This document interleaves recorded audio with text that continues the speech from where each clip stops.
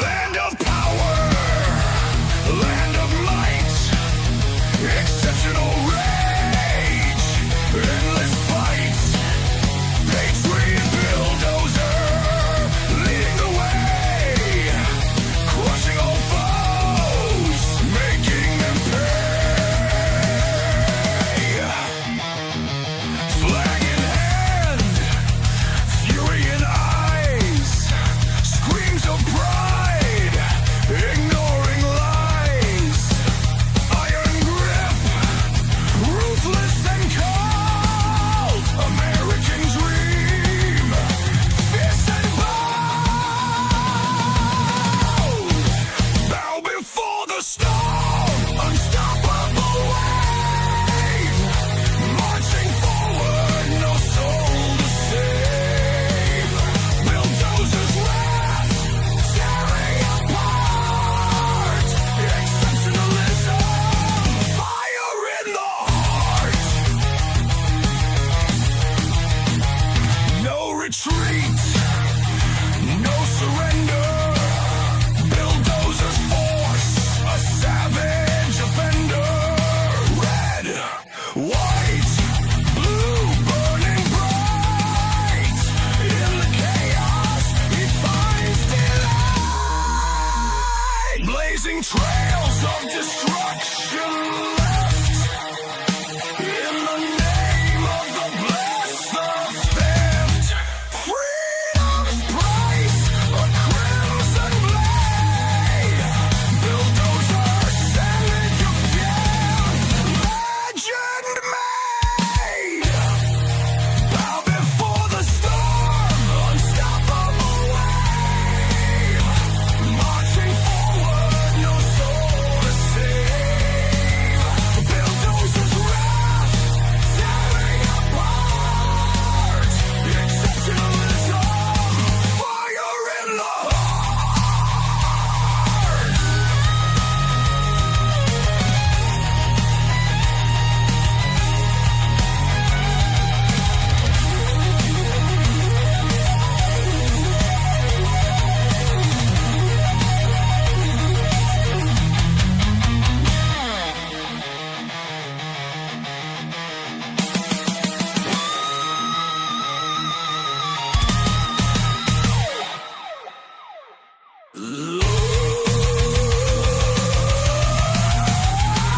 Blazing trails of destruction left, in the name of the blessed, the theft, freedom's price, a crimson blade, bulldozer, savage of fate, legend made, bow before the storm, unstoppable wave, marching forward, no soul to save, bulldozers wrath, tearing apart, exceptionalism, fire in the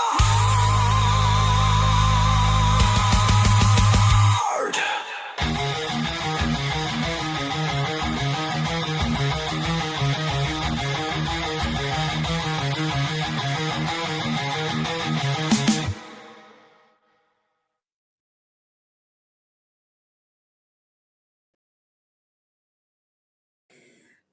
Good evening, everybody. Welcome to the Dozer Den. If you have not yet smashed that like button, go ahead and give it a good smashing. Destroy the like button. Pound the like button. Lean in real close to the like button. Whisper sweet nothings in its ear. And then just give it all you got because it's a very, very important button, guys. Sometimes you might get excited about it, and if you do, make sure you hit it at least thrice, okay? Don't just hit it twice because that cancels it out. You want to be a proud killdozer here in the Dozer Den. If you guys didn't know, I stream Monday, Tuesday, Thursday, and Saturday at 9 p.m. Central. Monday, Tuesday, Thursday, we do about 3 to 4 news topics with palate cleansers sprinkled about. And of course, interacting with the chat, hanging out, part of the show. Saturday streams, it's a hangout stream, a chill stream, a decompressed stream from all the bullcrap of the week.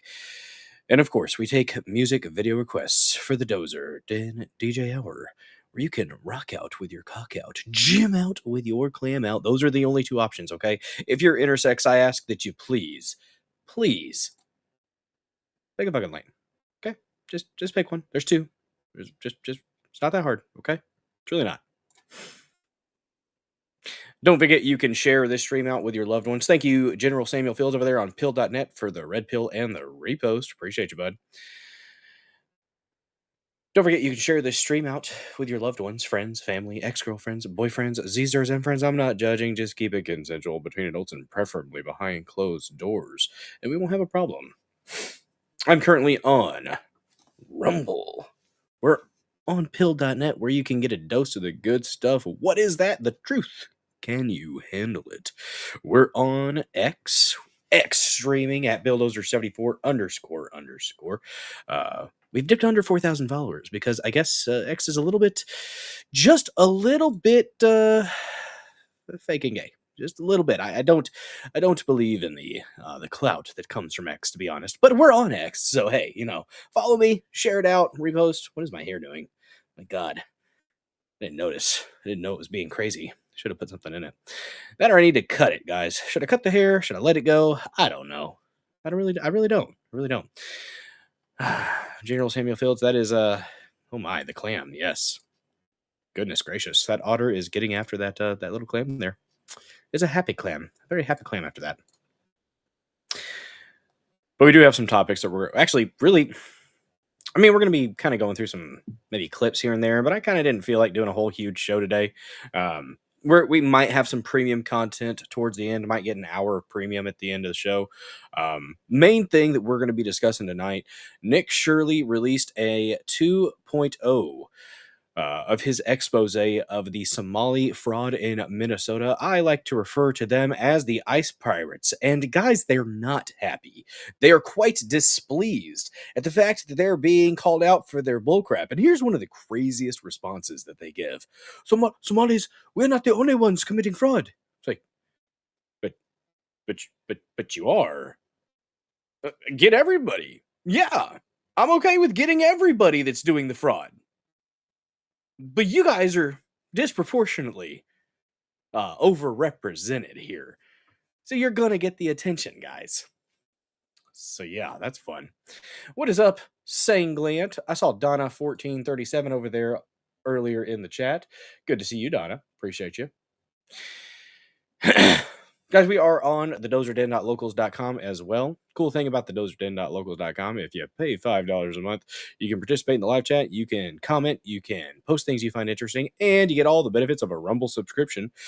What are those, you may ask? Well, your name will be lit up in the most beautiful shade of MAGA red. That's right, you'll catch a Rumble rash.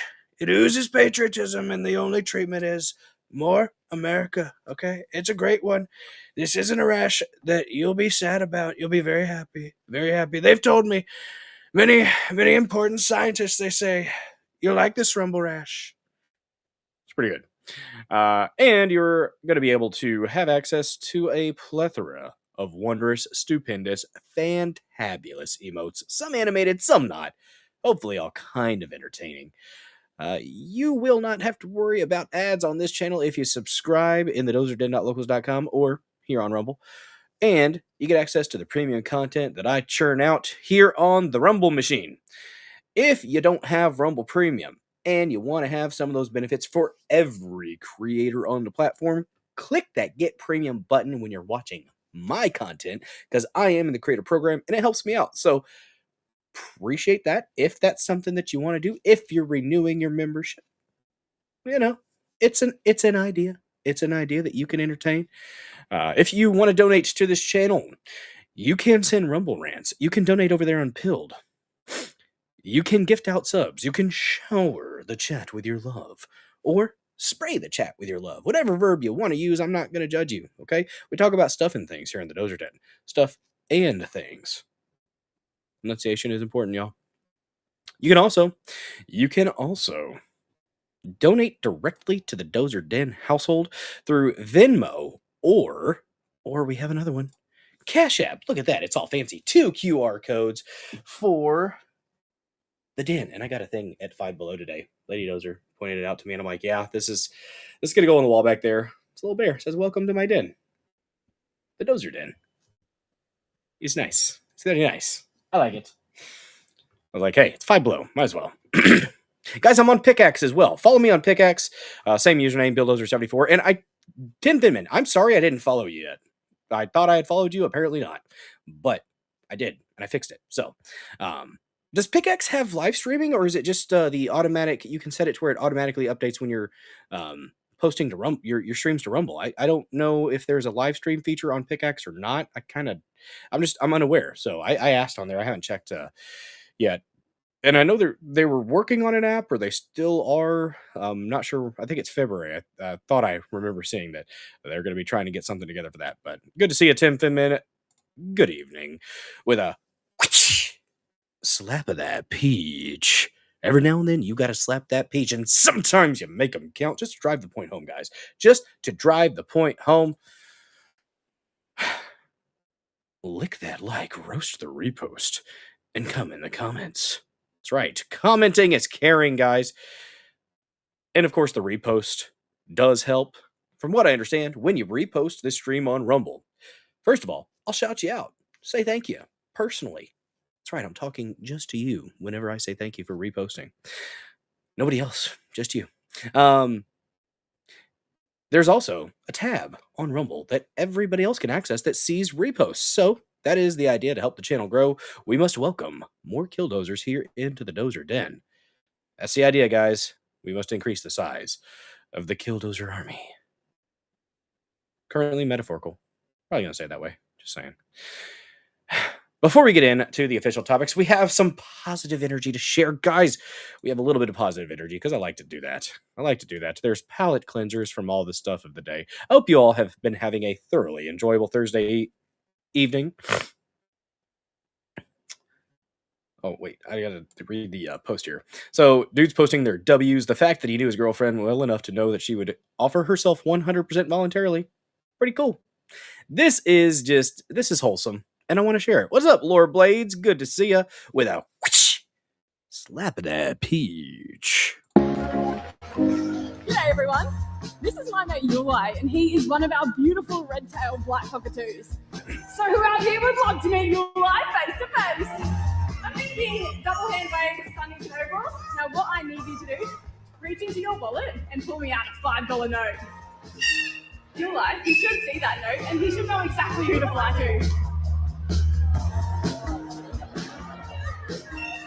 Yulai is going to deliver your receipt via airmail. Now once he does place that in the palm of your hand, just hold a few fingers over it for me.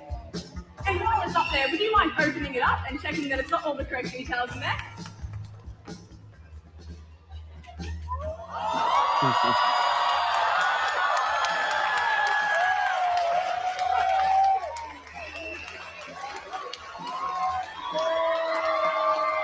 That's sweet.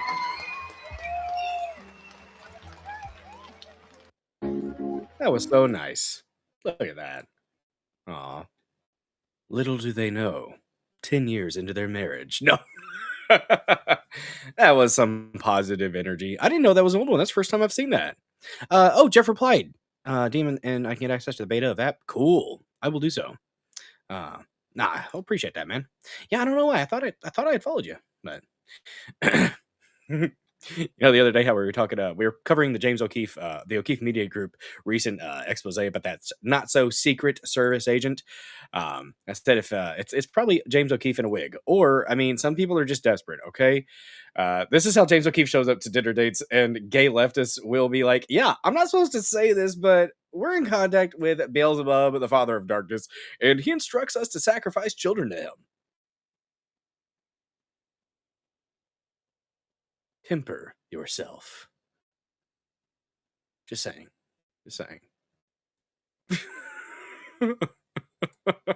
They can't help it. They can't help it when they see those fuzzy eyebrows and that mustache. It's all over. It's all over, guys. Saw some interesting stuff from Capitol Hill. Doctors, guys, medical doctors, apparently are still confused about what makes a man and what makes a woman. I thought we were kind of getting to the end of this nonsense, but it's still alive and well. And if we get quiet about it, they're going to bring it back. They're going to come back with a vengeance, and they're going to try to destroy those who have a, I don't know, general bit of common sense about the world. So yeah, Josh Hawley, which he voted for the, I think, the National Endowment for Democracy. One of my senators, Josh Hawley. The hell are you doing, bro? If that's the case, I could have sworn I read that. If I'm incorrect in my my bad, Holly. But I am pretty sure that I read that you were okay with that. That's a freaking problem. That means you're the establishment, right? If you're okay with funding the National Endowment for Democracy, which does a lot of nefarious things across, the United States and the world. They push the leftist agenda, the communist agenda, and if you're okay with funding that, well, that's a problem. Please stop that. Thank you, Mr. Chairman. Since you bring it up, But here's him doing a good thing, getting the soundbite. It's good, but it's absolutely part of the theater of Congress right now. why don't we just start there? Dr. Verma, I wasn't sure I understood your answer to Senator Moody a moment ago. Do you think that men can get pregnant? DWB. I hesitated there because I wasn't sure where the conversation was going or what the goal was. I mean, I do take care of patients with different identities. I take care of many That wasn't the question. Please, brevity is the essence of wit. women. I take care of people with different identities. And so that's where I paused. I think, yeah, I wasn't sure where you were going with that. Well, the goal is just the truth. So can men get pregnant? Again, the reason I paused there is I'm not really sure what the Just say no. You know your instinct wants to scream out, well, of course not. But you've been brainwashed. You are suicidally empathetic. goal of the The question goal is just to establish a biological reality. You just said a moment ago that science and evidence should control, not politics. So let's just test that proposition. Can men get pregnant? I take care of people with many identities, but Yeah, we heard you. You said that before already, honey. Doctor.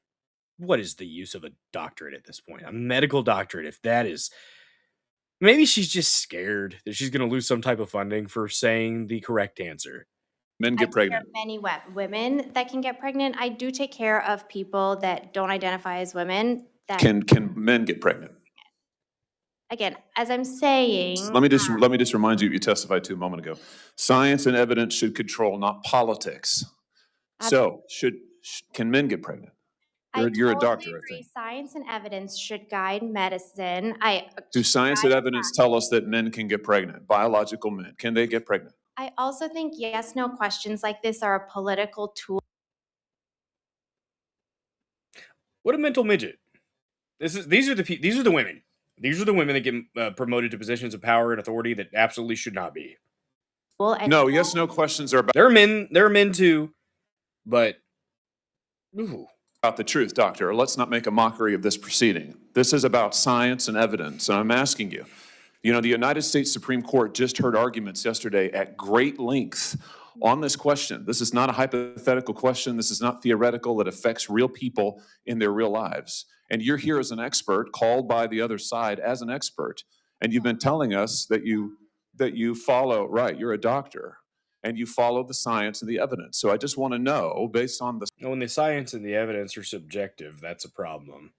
science, can men get pregnant? That's a yes or no question. It really is, I think. I think you're trying to reduce the complexity of a lot. I'm not. It's not complex, you idiot. I'm trying to get, it's not complex. I'm trying to get to an answer, and I'm trying to test, frankly, your veracity as a medical professional and as a scientist. Can men get pregnant? I think you're also conflating This is male extraordinary. female with No, I'm not conflating male and female. They're two different things. There's biological men and there's biological. That's not what she said. She was trying to say you're conflating male versus man and male and female and women, woman and man. She's still of the old thought that it is just, male and female are sex, while man and woman are the gender expression. That's what they That's what they told us in college. That's what they told us in college in PY 101 when they were talking about gender and sex and all that. They were like, yeah, that's the difference. Yeah, that's what they did. Well, here's the thing. Like as they presented it, I was like, okay, whatever. If that's what you want to say, fine. Disagree, but okay. I understand what you're saying. Now, it doesn't matter. It doesn't matter, guys, because words don't matter to the left. Words don't matter to the communists that want societal structure to fall apart. They want no definitions. They want confusion, and it's inherently ungodly to have confusion. Where confusion is present, God is not. God is not the author of confusion. So they have goalpost shifted with this issue to where now everybody in this rainbow spectrum that wants to will say AMAB or AFAB, assigned male at birth or assigned female at birth. No, you stupid people. You're dim-witted as hell. You are not assigned male or female at birth. You are usually male or female. It's pretty freaking clear. Are there some exceptions? Very, very rarely, yes. The intersex individuals, the hermaphroditic individuals, yes. Very freaking rare. And even in those situations, they usually lean one way. Now, are there some mess ups sometimes where someone decides incorrectly? Yeah. And that sucks. And that's where, hopefully they can help fix the damage done. But no, the thing is they've taken it to where, identify as male. No, you stop doing that. You've taken the word, you've taken the argument, and you've left it out.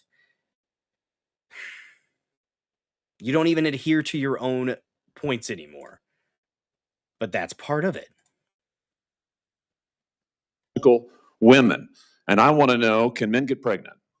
What you were talking about is biological. You're not going to answer my question. Biological males. This isn't hard, doctor. Can men get pregnant? Yes or no? I would be more than happy to have a conversation with you that is not coming from a place of trying to be polarized and push. I'm not trying to be polarizing. I'm trying to ask. I think it is extraordinary that we are here in a hearing about science and about women. And for the record, it's women who get pregnant, not men. We are here about the safety of women and science that shows that this abortion drug causes adverse health events in 11% of cases. That's 22 times greater than the FDA label, another fact you haven't acknowledged. And yet you won't even acknowledge the basic reality that biological men don't get pregnant. There's a difference between biological men and biological women. I don't know how we can take you seriously and your claims to be a person of science if you won't level with this on this basic issue. I thought we were past all of this, frankly. I can't believe we're still here talking about this. I am a person of science, and I'm also someone here who's here to represent the complex experiences of my patients, and I don't think you sound like one of the slogans on their idiotic websites. I wonder if her practice, whoever she's working under, I wonder if that's part of the line she's trying to toe, maybe. Polarized language or questions serve that goal. I don't think they serve the American people. It is not polarizing to say that there is a scientific difference between men and women. And I want this to be clear and for the record. It is not polarizing to say that women are a biological reality and should be treated and protected as such. That is not polarizing, that is truth. It is also, by the way, the United States Constitution, which offers unique protections to women in a variety of circumstances as women. And your refusal to recognize women as women and men as men is deeply corrosive to science, to public trust, and yes, to constitutional protections for women as women. And I think it's extraordinary that you would sit here and advance a political agenda that has been thoroughly discredited and rejected by the American people in this forum. And I'm glad we had this exchange because it is exceptionally clarifying. It is also in many ways quite depressing. I see that my time has nearly expired. I just want to thank the other witnesses for being here. Thank you for protecting women and children. Thank you for your valiant efforts. Thank you for following the science. There you go. Thank you, Mr. Chairman, for this Yep. hearing. It's still rampant. It's still rampant, especially in these communities. And there are a lot of doctors that will literally say something like pregnant people, pregnant women, guys, pregnant women, willfully ignorant. I mean, it's just crazy. It's just crazy. We have a palate cleanser. We have a palate cleanser. If you haven't seen this one I've seen. This one's an oldie, but it's a goodie. Cracks me up every time. It's poor group of kids. Poor group of kids. I have ever been on in my fucking life. They took us to a fucking cotton processing place. And there was a big ass cotton field out in the middle of fucking Raymond, Alabama, in the south of Montgomery County. We went there, and me and 28 other little nigglets in Miss Harper's third grade classroom, they took our asses out there in the middle of the fucking August heat and said, hey, y'all, they gave us bags and shit, like little cute little plastic bags. With a cotton puff person with a smile on his face, and they're like, "Hey, y'all go out there, have fun, pick as much cotton as you want." And so my stupid ass went. I went. My mama signed off on it and didn't think about it.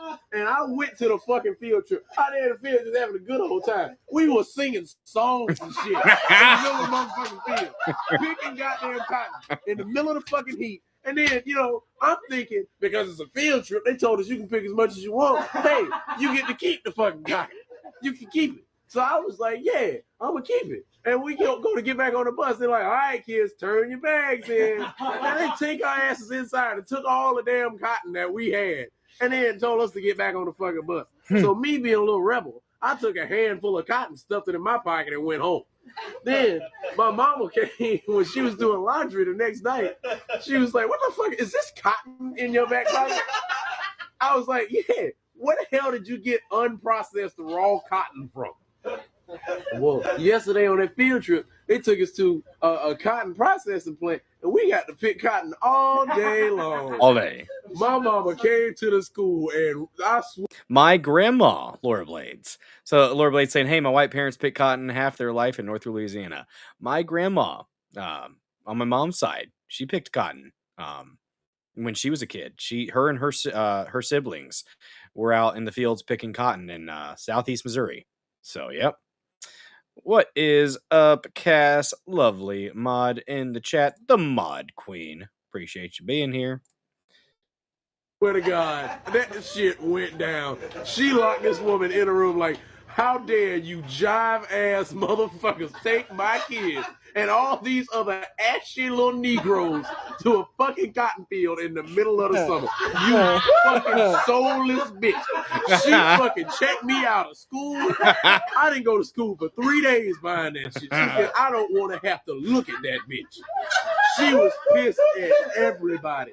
Yes, that was the most racist shit I've ever gone through in my life. I didn't even understand what was wrong until the next year. I didn't even understand.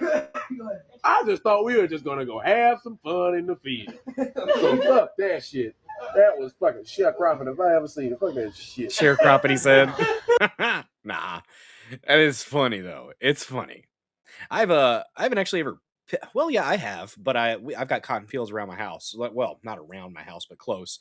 And I've stopped and grabbed a cotton. It was after they had harvested. I'm like, I saw a stalk with a bunch of cotton on it still. I'm like, hey, my kids, this would be a cool little learning experience for my kids. And so I grabbed one of the stalks out of the ground and put it in my car, and I stole a stalk of cotton and took it back and showed the girls, and they thought it was cool. It's still out in my garage somewhere. I don't know where it went, but yeah, we have raw cotton out in the garage.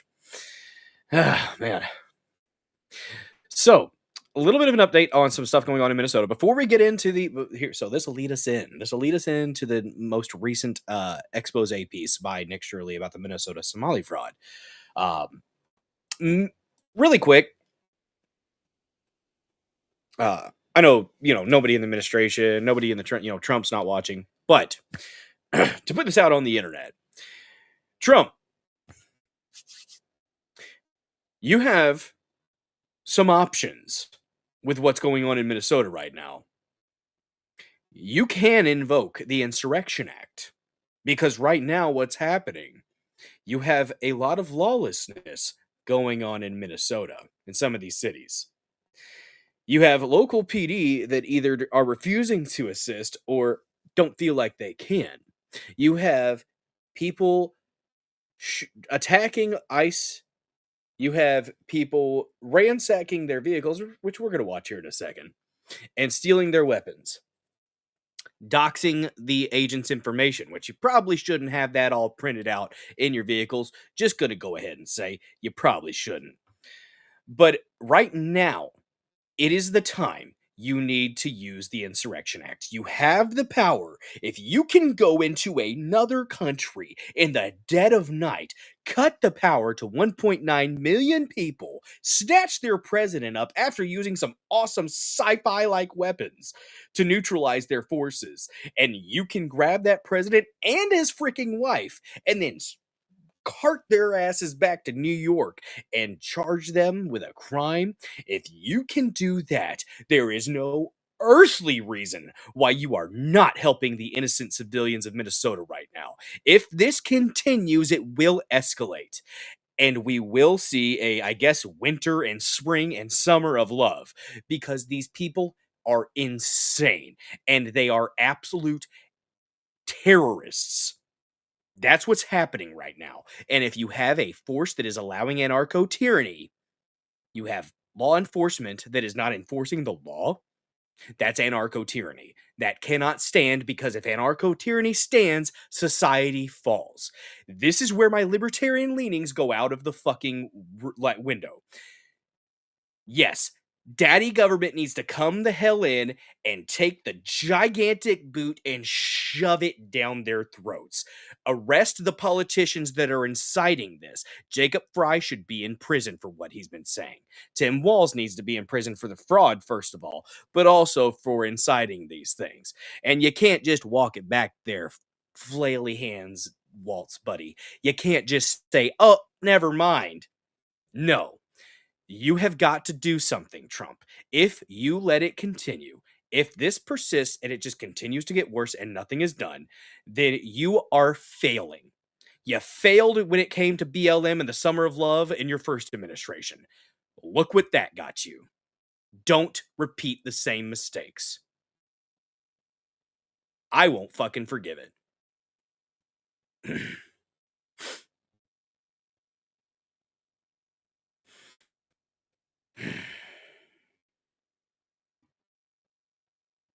Yeah. It's sad. It's sad to see it happening. But we have ways to deal with it. And yeah, we need to. I've got strong libertarian leanings, but when it comes to innocent people being victimized because you have a local or state force that won't protect them, federal government needs to come in and handle it. What's up, Potar Jr.? Good to see you. Yeah, don't they have a bunch of FEMA camps? Well, thanks, Gas. Let's look at what they were doing after there was a shooting because of the shovel incident. The illegal alien was getting chased by some ICE agents. Apparently ended up in a yard, and then other illegals apparently came out and started attacking the ICE agent. And then a shovel was involved, and that's when a shot went off and shot him in the leg. So thankfully nobody died. Justifiably could have shot all three of them. And when they were doing that, and they were addressing that, their cars were left unattended. And usually they don't lock their law enforcement vehicles up. At least I guess they don't. They probably should in this instance. Here's what they were doing. They got weapons. They got there was a gun box in there that they hooked up to a truck with a tow strap and yanked it out. Protest. This isn't even rioting. This is insurrection.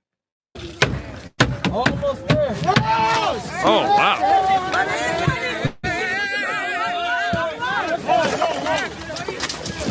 Oh my God. Oh my God.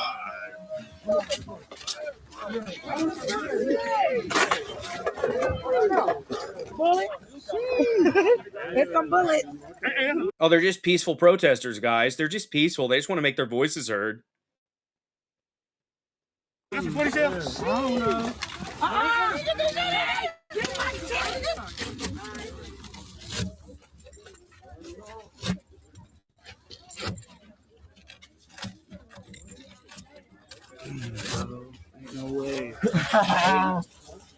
Tourniquet there.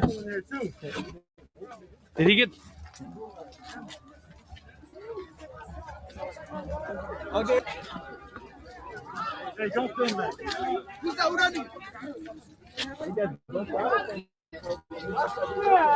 Yeah, peaceful my ass. Exactly. Podar Jr., interesting. You said you think it's bait. This was after the shooting. I kind of doubt it was bait. And they actually ran off with weapons and ammunition, so that would be woefully irresponsible of them if that was bait. Yeah, they're not peaceful. These aren't protesters. These aren't even rioters at this point. This is an insurrectionist force that needs to be dealt with immediately and just severely.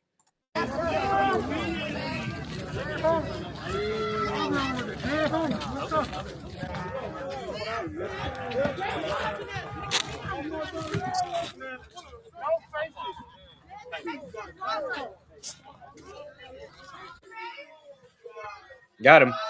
Rifle suspect.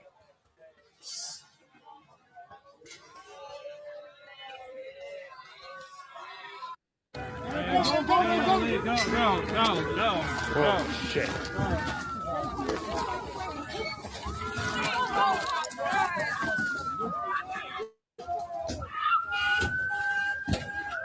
Where's that box?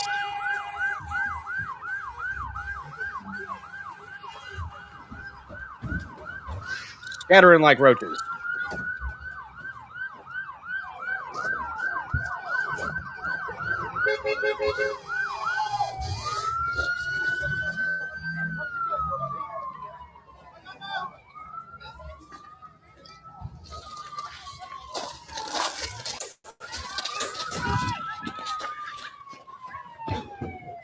Like some gunshots, possibly. At least flashbangs, maybe.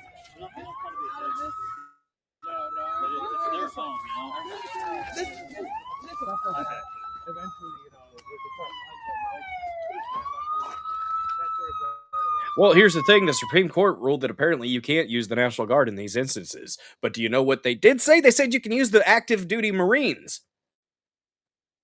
All I got to say is hoorah. Do it.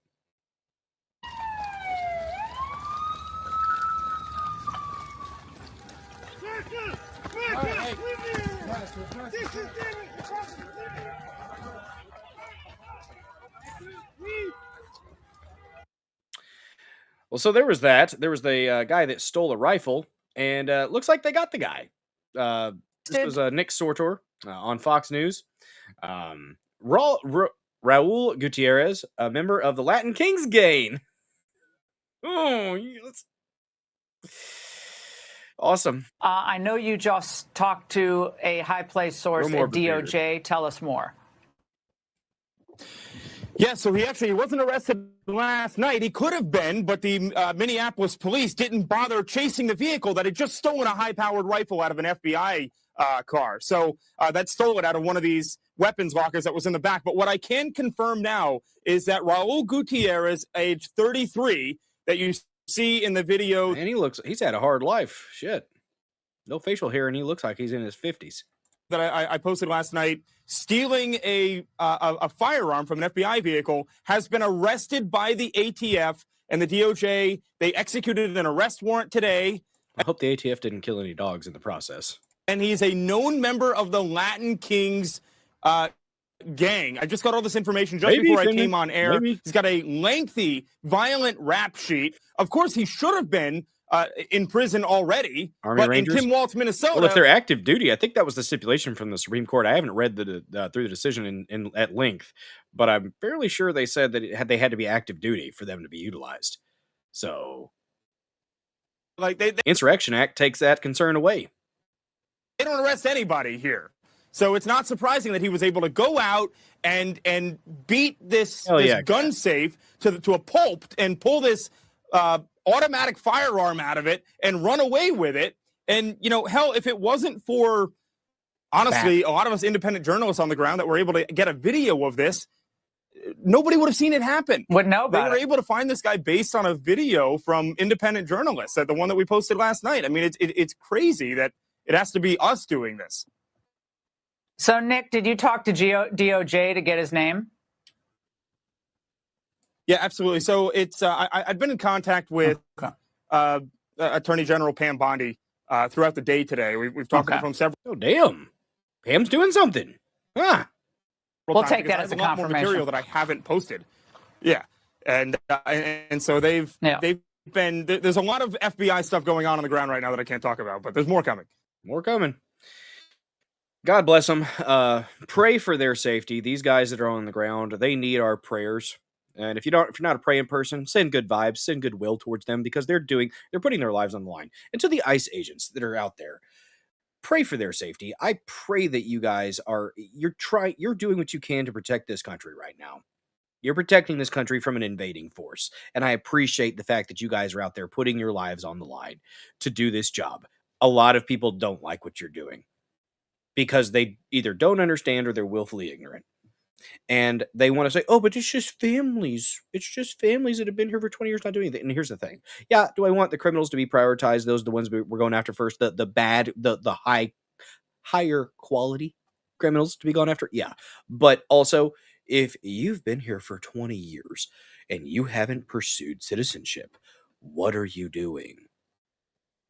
Why? And the administration has provided a golden opportunity for them, has said, if you self-deport, we're going to give you $3,000, get you a dang plane ticket, get you back wherever you want to go, and then you'll be one of the ones that we'll kind of look at as if you haven't done anything bad while you're here besides being here illegally, you'll be one of the ones that we consider to be kind of at like from what I understand, kind of fast tracked. I might be a little bit off on the details there, but I think that was part of it. You know they'll be, hey, you can reapply and we'll consider your case. It's almost amnesty. It's not quite, but it's close. And that I'll compromise. I'll compromise for that. But the criminals, which it's way higher in that community, you know.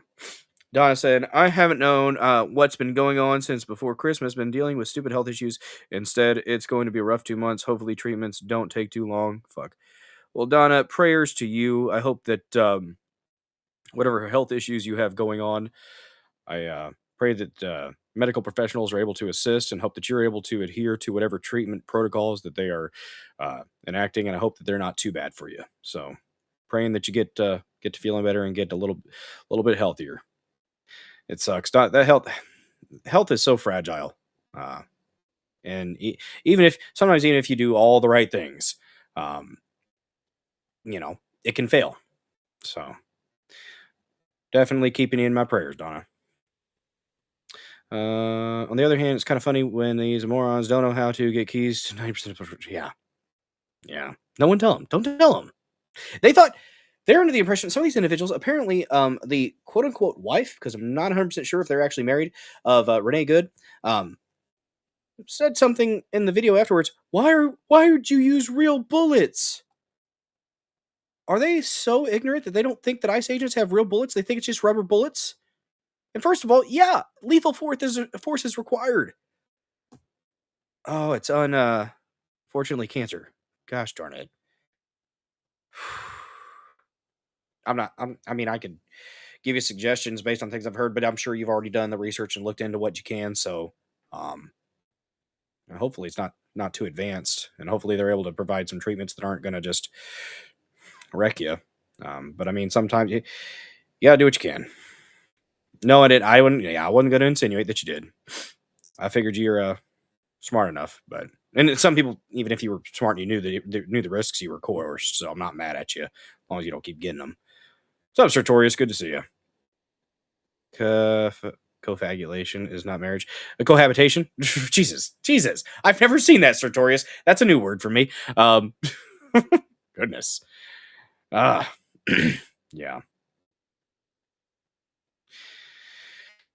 Cancer sucks. Fuck cancer.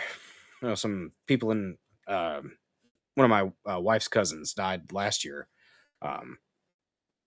It just hit him hard out of nowhere and just destroyed his body. What's up, fuckers? From S. Henson. Good to see you, bud. Guys, don't forget to smash the like button, repost the stream on Rumble, share it out, spread the word of the Dozer Den so that we may welcome more Killdozers into the Killdozer army. All right, guys, are you ready to get into it? Let's get into it. There you go. There's one of those emotes, guys. Bam. Let's look at this. There's an update from Nick Shirley doing the Lord's work. He is somebody who also needs your prayers for safety, and just let the hand of God protect these individuals that are actually trying to do work to help this country. Says, after my last video exposing over 110 million in fraud, Tim Walz dropped his run for re-election, and multiple federal investigations were launched to stop fraud across the country.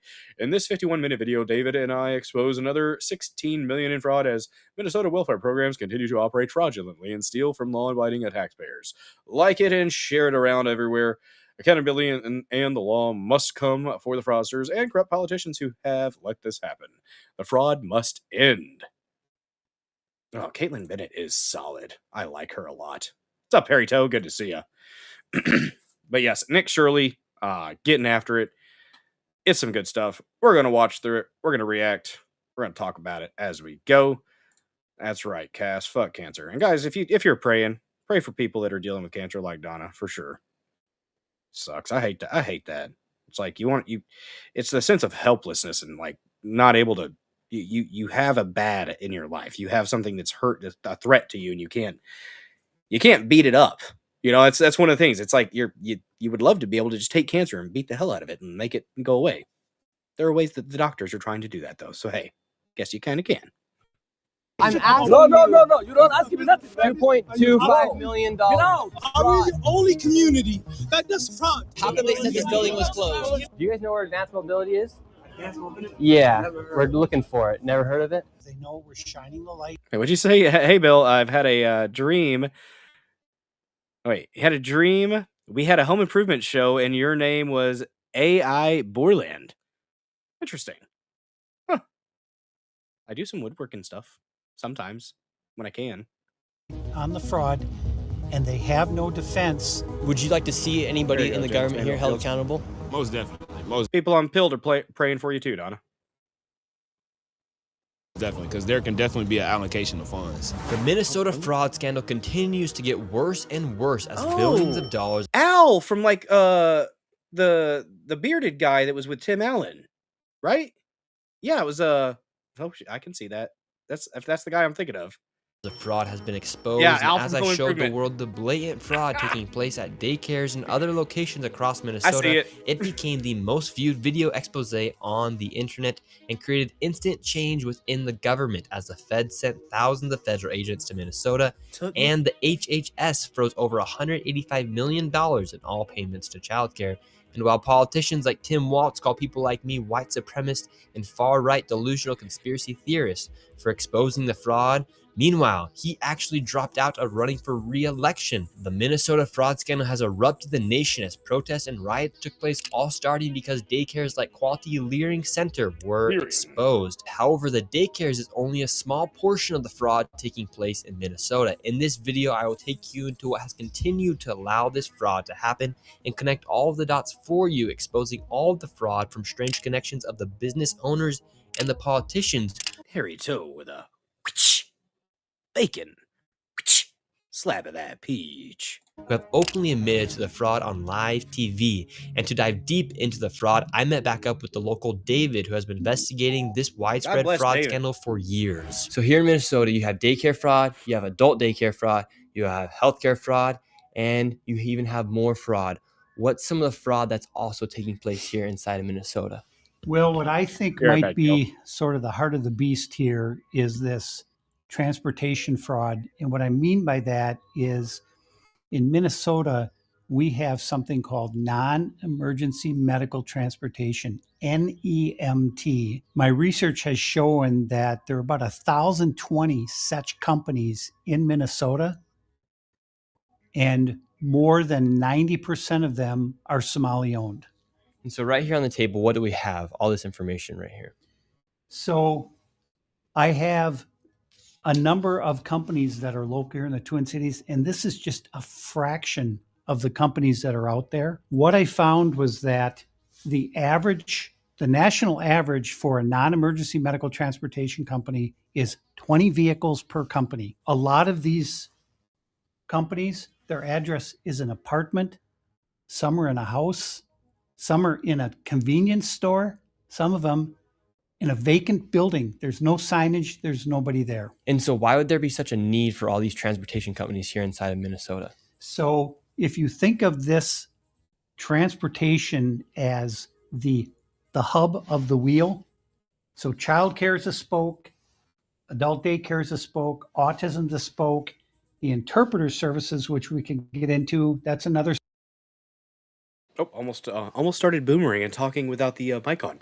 This right here, this right here is what a lot of people are missing. It's not just the childcare. That's what the ones they focused on is the childcare right up there. But look at that. You have adult daycare, which is for people who like are developmentally disabled. They need to, or they have a lot of health issues, and they need somewhere to go during the day that maybe their family isn't able to be there 100% of the time. And they can go to a day hab and socialize with other people, do activities and stuff like that, go on field trips and things like that. That's what those adult daycares are for. The autism centers, of course, people that are dealing with autism, working through that, translators and healthcare. Another big service that is very, very important to people who need it. Okay. And the transportation companies, the non-emergency medical transport, those are for the people that aren't able to get out of their houses on their own. They don't have somebody that can take them. They need that assistance. And the fact that there are this many areas that the Somalis are defrauding the taxpayers with is infuriating. And what is especially infuriating is it's the people who are helpless that are being taken advantage of here. But the taxpayers as well. But the people who need this help, who could use this funding, how many companies that were actually trying to provide these services were shunned, were told we don't have enough for you because these fucking Somali ice pirates came in and were taking the funds from them. How many instances, guys? It's insane to me. What's up, Salty saying? Every aspect, Minnesota, Wisconsin, and Michigan governments are from local to state. Oh, yeah, it's not just the Somalians. I do agree. Not just Somalians. There are one group that they use who do you think runs all that? There has to be somebody at the helm. I agree. There's an organizing force. And there could be a couple ones that are a little bit more intelligent that are the ones directing. I don't know. But yeah. I think there's probably some establishment Republicans that are involved with this fraud, too. That's what I think. Look at the 81 that voted for the National Endowment for Democracy recently. You know? Yeah.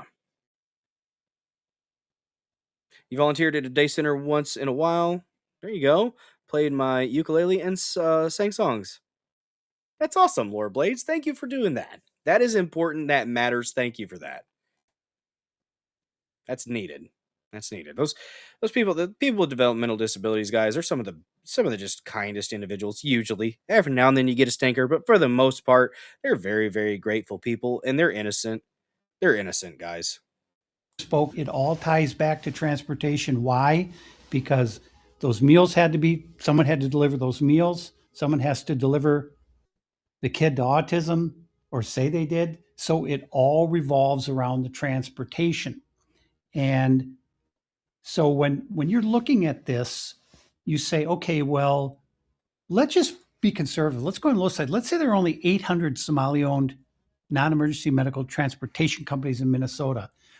Well, again, the average is 20 vehicles per company. So that's 800 times 20. And the way these NEMT companies are paid is if they bring someone to a doctor's appointment, whatever the case might be, or Costco or wherever wherever they're going. Because remember, it's non-emergency medical transportation.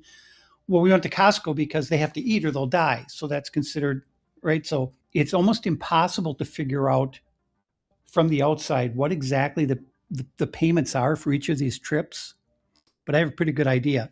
So when someone provides a transportation to a facility or a location, they're also paid for the time to sit there and wait for the appointment to end. Yep. And then drive the person back. So they're paid 3 different ways. And the average is going to be $50 per trip. So it's going to the appointment as a trip, coming back trip. So that's $100 per round trip. So if you have 800 companies in Minnesota that are NEMT companies, they all own 20 vehicles, and they're all making 10 trips a day, and it's $50 per Or they say they're taking 10 trips per day. trip. So it's 800 times 20 times 10 trips times $50 a trip. Do the math. And the reality is, how many of these trips are being provided? Zero. They don't have to provide any. Why? Because when they are paid by the state of Minnesota, these companies go online and they fill out a form, and it just says, okay, how many trips, how many miles. They submit that electronically to the state, and boom, they get paid. Nobody bothers to check. They don't call the dentist. Did this kid show up? They don't do anything. As soon as that form is filed with the state of Minnesota, that payment goes out immediately. And so essentially, these transportation companies are what hold all of the fraud together, because you have the daycare centers working with the transportation companies, the adult daycare centers working with the transportation companies, the healthcare companies working with the transportation companies. So it's just another way to bill and to also make it look like something's happening here inside of Minnesota. This is the belly of the beast. All of this fraud revolves around these transportation companies. All of it. This touches every part of fraud here in Minnesota. And today we're going to go confront these people. We confronted them last time. There was no kids in any of the childcare centers. And today, what do you expect to see? I think we're going to see some vehicles because, when I drive around the cities here, I see these Somalis driving, and mostly it's like a Plymouth Caravan or whatever. And there's never, ever, ever been a passenger. And in 7 years, I've never seen a passenger in any of these vehicles. I've followed some of them. They're going to Costco. They're going to Sam's Club. They're going to Walmart. The driver gets out, goes in there, loads up a shopping cart, comes in, puts it in the van, and off they go back to where they live. And now we're going to go out and see what's happening with these transportation companies. And here's the other thing. Tim Walz. Guys, the link to this is in the description. I'm going to put it in the chat really quick too. Give it a click. Give this guy all the views that you can. Share it out on X if you're on X. Even if you're not, when you click the link, that gives him a view and that increases the exposure. Nick Shirley, 2 Ys, at Nick Shirley on the X machine. And the Department of Human Service, you threw the people of Minnesota under the bus. Shame on you, and I'm coming for you. You heard it here first, David. All right, let's go. So where's the first location we're going to? The first location is a company called Safari Transportation, Cedar Avenue South in Minneapolis. And so what makes Safari Transportation Company an interesting transportation company? Well, allegedly fraudulent. Well, the thing about Safari is that they've been registered since 2015 with the state of Minnesota as operating vehicles. And again, the national average for a non-emergency medical transportation company is 20 vehicles. So if they've got 20 vehicles and they're at 607 Cedar Avenue, I have no idea where there's parking them because there is no parking 100% anywhere near this office. We've arrived to the transportation company. We're outside, and right there we have a Loving Arms adult daycare. All the windows are completely boarded out right there, and there's supposed to be a transportation company registered right here. It's 617, but it's a liquor store. So the location here is 607 and also 617. These are 2 transportation companies. We're on a main road right now, and this is 607, and it is not a transportation company. It's actually a money transfer, but it's registered here, 607. This does not look like Safari Transportation. Where I saw something earlier that was talking about the amount of money that's been moved through the airport there in Minneapolis, and it ended up being like $700 million per year that was getting funneled through the airport there. And the part of it is the reason why it's allowed is because the Somalis are working at the airport. What's up, Chops ITMC over there on pill.net? Thanks for the red pill and the repost. It's ridiculous. It's everybody is just, there's so many people that are in on this. And if we actually start digging into it, there's going to be a lot of elected officials that should be doing prison time. They probably won't, but hey, Yeah, and the cash found in suitcases. Yeah. Just duffel bags and suitcases of cash just coming through the airport, guys. Jeez. Here's the transportation company. I don't see any signs denoting that there's any transportation. It's all just looks like money wiring.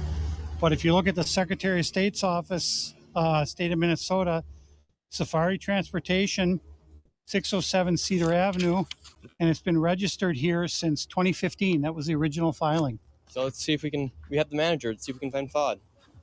Kind of sad that this wasn't posted on Rumble yet. Come on, Nick Shirley, put it on Rumble too, man. Hello. How are you? We're looking for the transportation company. Safari Transportation? Looking for Safari Transportation?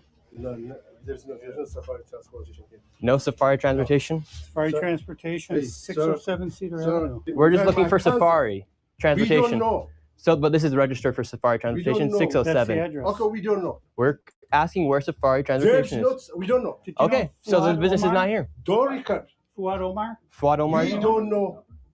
This, do you see this? What is this? Money transferring. That's it. Okay, Well, this registered. is from the state. This is Convenient money transferring. Look at that. They run the airports. They run the money transferring. Great. A lot of hate for Rumble lately. It kind of sucks. Communist Tube is back to their old tactics. They've been shadow banning me hardcore when they are Google affiliate.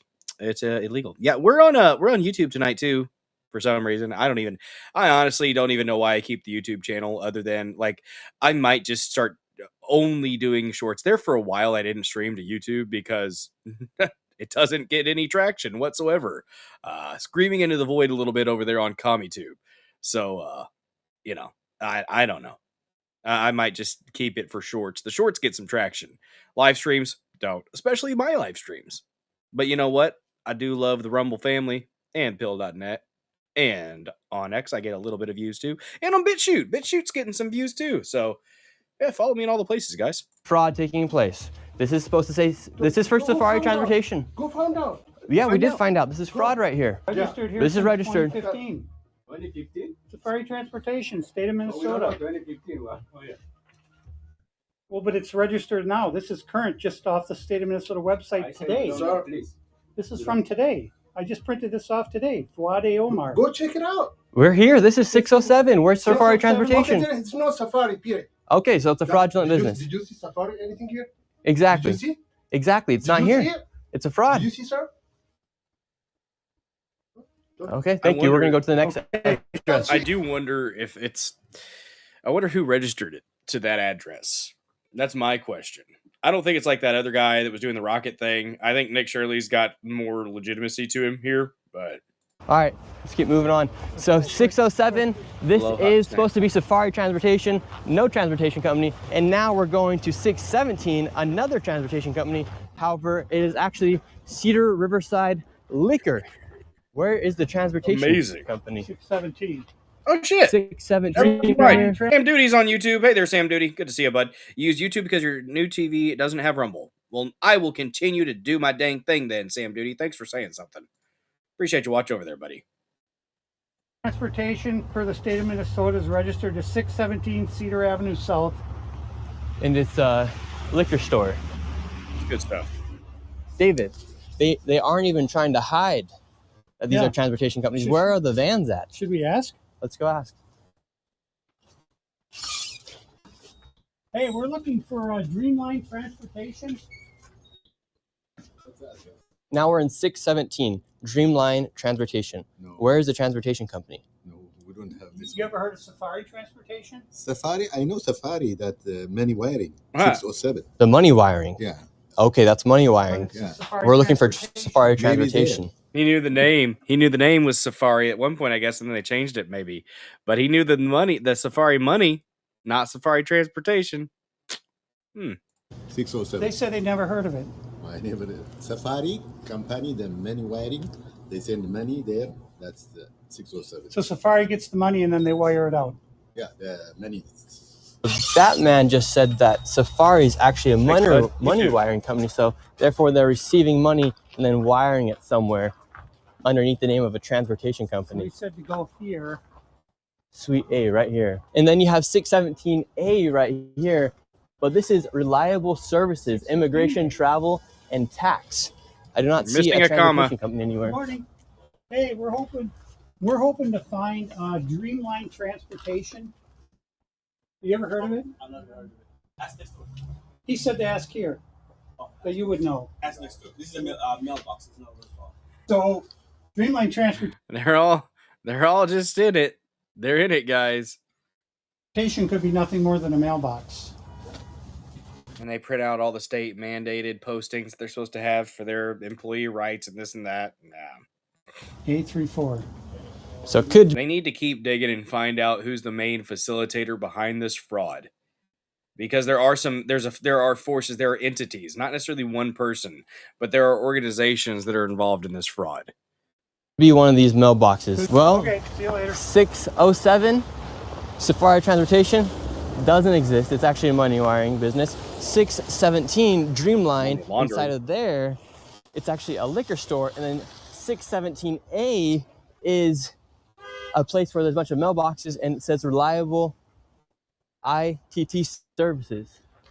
How are you doing, man? I just want to ask you, Yes, sir. why are you sensationalizing the propaganda? What are we sensationalizing? To attack our community. Stop being fraudulent. What's your final objective? We're not attacking your community by any means. Are you making money from this? We're looking for fraud. He can make all the money he wants off of it. He's doing it legitimately. You aren't. Or your people aren't. For instance, can you answer our question? Where's Safari Transportation Company 607? It's not there. And why don't you answer? How much money are why don't you answer the question? Where's 617 Dreamline Security? How much money are you making? I make money off of YouTube. That's how I make my money. Exactly. So you're making money off of sensationalizing. That my job and attacking is the Somali community. I'm not attacking you guys. We're asking. I'll tell you fraud the reason is why fraud, this is sir. happening. All right. Let me David, tell you the reason why fraud you're is fraud, this. correct? Yes. This has nothing to do with race. This is fraud. Is fraud. This absolutely has to do with us being Muslim. No, it does not. All right, and us being from Africa. This is a constitutional argument. If you don't want us here, change the freedom of religion. Say, listen, you don't want Muslims. This is a straw man. This is a gigantic gay straw man from this guy. In this country anymore. We're not saying that. No. We're not saying that. When I go Sir, onto we're your talking comments, about fraud. You're talking. When I go onto your comments, my comments. What I see is people that say we. This is ridiculous. Comments under a creator's content are not necessarily endorsed by the creator. This is weak. Do not want Muslims here. Kick every single Muslim in Minnesota out of Minnesota. That's a comment. You're preparing for the Somali community to maybe be taken to concentration camps, just like the Japanese community. All right, you're sensationalizing. No, we're not. All right, Sir, something that answer can the question. Where is the transportation vehicle that can company? jeopardize Answer the question. safety and the protection of the Somali community. We're talking about fraud. If anything happens to the Somali we're talking community, about fraud. listen, I'm not doing anything. I'm not physically touching. You're getting very close. I'm not physically touching. No, I'm not physically touching. He doesn't have to let you physically touch him, you fucking idiot. Dumb bastard. It's fraud. We're talking about fraud. What you're defending fraud. You're defending fraud. Your comments, you're defending fraud. People who hate Muslims want us out of here. People can say what they want. People are allowed to hate Muslims. They're allowed to. I don't hate people based on immutable characteristics, which Muslim is a religion, not a race. But most human cultures are built on what you can get away with, not how well you can produce goods or services. That's a cynical take, man. You might be right. I hope you're not. There's a lot of that, though. Good Jesus. Yeah, I agree, yes, Ensign. I do. Muslim I'm not censoring anybody. are using your material. Islamophobes use your material. People who hate Islam use your material. Say to us, we don't want you here. Change the Constitution. But guess what? Let me tell you something. Guess what? Say it. We're asking about You fraud. know, We're asking about fraud. You hate Muslims. I'm not saying I hate Muslims. We're talking about fraud. We're talking about fraud. Has he ran into him before? I could have sworn was this him that was yelling at him in the last video? The only community that suffers because of fraud? We're talking about fraud. Are we the only community that does fraud? Oh no, you pointed out we are doing the fraud. But what about everybody else doing fraud? It's like getting pulled over for speeding and being like, but everybody else was speeding. Well, yeah, but you're the one that got pulled over. You all were doing bad. You just happen to be the one that got caught. Is it bullcrap in that instance? A little bit. Especially if somebody flew by you. But it doesn't change the fact that you were breaking the law. You were doing the wrong thing. You were doing the wrong thing. You're being held accountable. You don't fucking like it. Cope and seethe, idiot. Are we the only community that does this? This is about All fraud. right, but there's what, lot of them 300 do, Somali Cass. providers I hate all that. in Minnesota? There's actually Don't 800. touch me. Is there like, So do you speak English? transportation companies. Their security doesn't even speak English. Listen, Yeah, let me tell you so something. Oh, what do you got a problem with that? You don't like his accent? Are you a racist? Huh? What an ass. Saying like, hey, let's go less than 200. Well, at least it wasn't breaking 200. See, this isn't a race issue, sir. Listen, let me This tell is you about something. fraud. Oh, and Trump just revoked temporary protection status for the Somalis. Get out. We have, what, 1,000 providers? Yeah, you guys have. Let's see something happen. Even it's 2,000 providers. Okay, you sir. want to sacrifice the safety of Sir, 80,000 people we're not because of fucking 2,000 providers? Are you fucking mad? Are you stupid? I'm not stupid. You're stupid. You're Where's the transportation company? What about you, mess? That was a mature retort there, Nick. I'm not stupid. You're stupid. I mean, I get it. It's about all he deserves. It's all the intellectual energy that he deserves is no you. Literally, that's all this idiot deserves is no you. Anything happens in Minnesota, it will be because of you. It will be because of you. If any Somali gets hurt in Minnesota, it's because of Nick fucking Shirley. This is about fraud. One single Somali gets hurt. This is about fraud, it's because sir. of you. Sensationalizes. You son of a bitch. Sensationalizes. Wow, you're Get very the fuck nice. out of our neighborhood. Very nice. Get the fuck out of our Sir, neighborhood. can you tell me where the transportation Get the fuck company out of is? our neighborhood. Happens in Minnesota. It will be because of you. It will be because of you. If any Somali gets hurt in Minnesota, You see this? it's because of Nick fucking Shirley. I think it's a Nazi. This Any is Somali, this is about if fraud. One single Somali gets hurt. This is about Watch. fraud, It's because sir. of you. Sensationalizes. You son of a bitch. Sensationalizes. Wow, you're very fraud, It's because sir. of you. Sensationalizes. You son of a bitch. Sensationalizes. Wow, you're very nice. The fuck out of our Sir. The fuck out of our Sir, Somali. this is about if fraud. One single Somali gets hurt. This is about fraud, it's because sir. of you. Sensationalizes. You son of a bitch. Sensationalizes. Wow, you're very Here it comes. nice. Look at that. That's a Nazi salute, guys. He did the salute. He did the hand gesture. We spotted him. We got the Nazi, guys. We got the fucking Nazi. Look at him. Horrible. Out of our neighborhood. Very nice. Get the fuck out of our Sir, neighborhood. can you tell me where the transportation fuck company out is? of He did it again. He did two Roman salutes in a row. My God, guys. He's out of control. He's out of control. Somebody stop him. What's up, Drill? Or Dr. Eel? I guess it's Drill. I don't know. The guilty conscience. People have a tendency to get angry when they get caught and are actually guilty. Yeah, that's it usually happens. Yeah, I will say his security needed to do a better job of being the physical wall between him and the person he's Nick, the guy they're supposed to be protecting. They did it. They got in between a couple times. For the most part, though, I think they should have had at least one there consistently blocking his direct path to Nick Shirley because he got way too close, way too many times. That security agency needs to do a little bit more. They need to watch that, and they need to analyze how they can improve on their security protocols. We don't want you here. Get the fuck out of here. Calm down, sir. He did 3 Nazi salutes, guys. 3 Nazi salutes from the Somalian. My God. Get the fuck out of here. Sir, this is about fraud. You wanted clicks? You're You got sensationalizing yourself, You sir. wanted clicks? You're You got sensationalizing yourself. Good job. Now he's there. You wanted clicks? You wanted the YouTube? Tell me where the You transportation wanted vehicle YouTube is. clicks? You got YouTube clicks. Now get the fuck out of our community. Tell me where the 4 salutes. Get the transportation fuck out of our vehicle is. community. Tell me where the. You This stupid, is about fraud. racist motherfucker. This is. Say I don't want This Muslims is about here. fraud. Say I don't want Muslims here. Say it. Say I'm I not- want to change the Constitution. No, I don't and want to wanna change the freedom of Constitution. religion, and I don't want Muslim Somalis in Minnesota. Kick them out. I was born in this country. You have to take the passport away from me.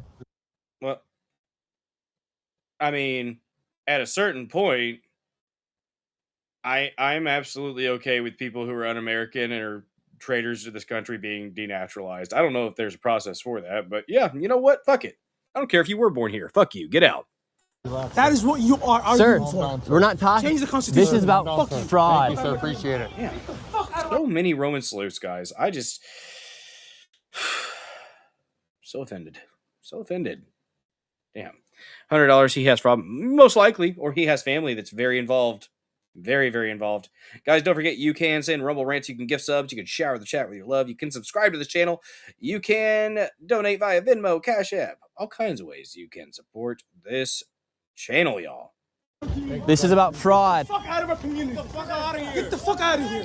Stupid fucking idiot. Tell me where the transportation company is then. Get the fuck out of here. Obviously for this video we had to get security because look at this now. Alright, we're going. Oh, he had a posse with him, guys. They were in the wings waiting. But there is no transportation company in there. Fraud. There were no transportation companies. No, none. This isn't about race. This isn't against religion. This is about fraud. We're fighting fraud here. We're not fighting a race. Well, and this is what happens when you put a spotlight on fraud. The people who are benefiting become extremely violent, and the Somalis are the most violent people I have ever met in my whole life. You gotta call a spade, guys. You got to. Because he couldn't answer the question. Where was the transportation company? He wouldn't answer the question. All he did was make it about race and then issue threats. Neither business was there or operating, and giving a very conservative estimate based off of David's numbers and other numbers online, it's fair to say each business is operating with an average of 20 vehicles and with a much lower and generous rate of $25 per trip. And with 10 alleged trips a day, each business is pulling an estimate of $1.3 million in gross revenue. As Henson, I definitely empathize with the feeling there, but you got to remember how many deep staters are involved in federal and even local enforcement procedures, and if you did end up doing that, you'd get raked over the fucking coals. You just fucking would. It sucks. Spade is racist shit. I've been told that before. It's a racist term apparently, because spade doesn't have to be black. It can be red. But yeah, I understand for sure. But it's if you end up going, you're giving them look at what happened to the people that were just walking through the damn Capitol. If it comes your way, defend yourself for sure. There's self-defense, but revenue, and with those two locations alone, there's over 2. They'll allow the anarchist terrorists, because anarchists generally nice. There are nice anarchists. There are anarchists generally. They don't want to cause harm. They aren't true anarchists that are doing this, in my opinion.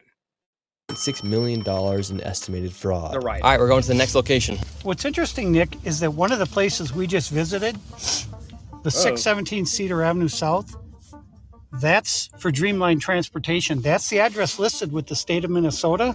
I was talking about, well, for some reason in my head when I was saying spade to spade, yes, I know the shovel, but I was thinking cards too. Like, but shovels can be different colors too, all kinds of colors. I've had green shovels. I've had black shovels. I've had brown shovels. I've had just basic metallic shovels. All kinds of colors for shovels.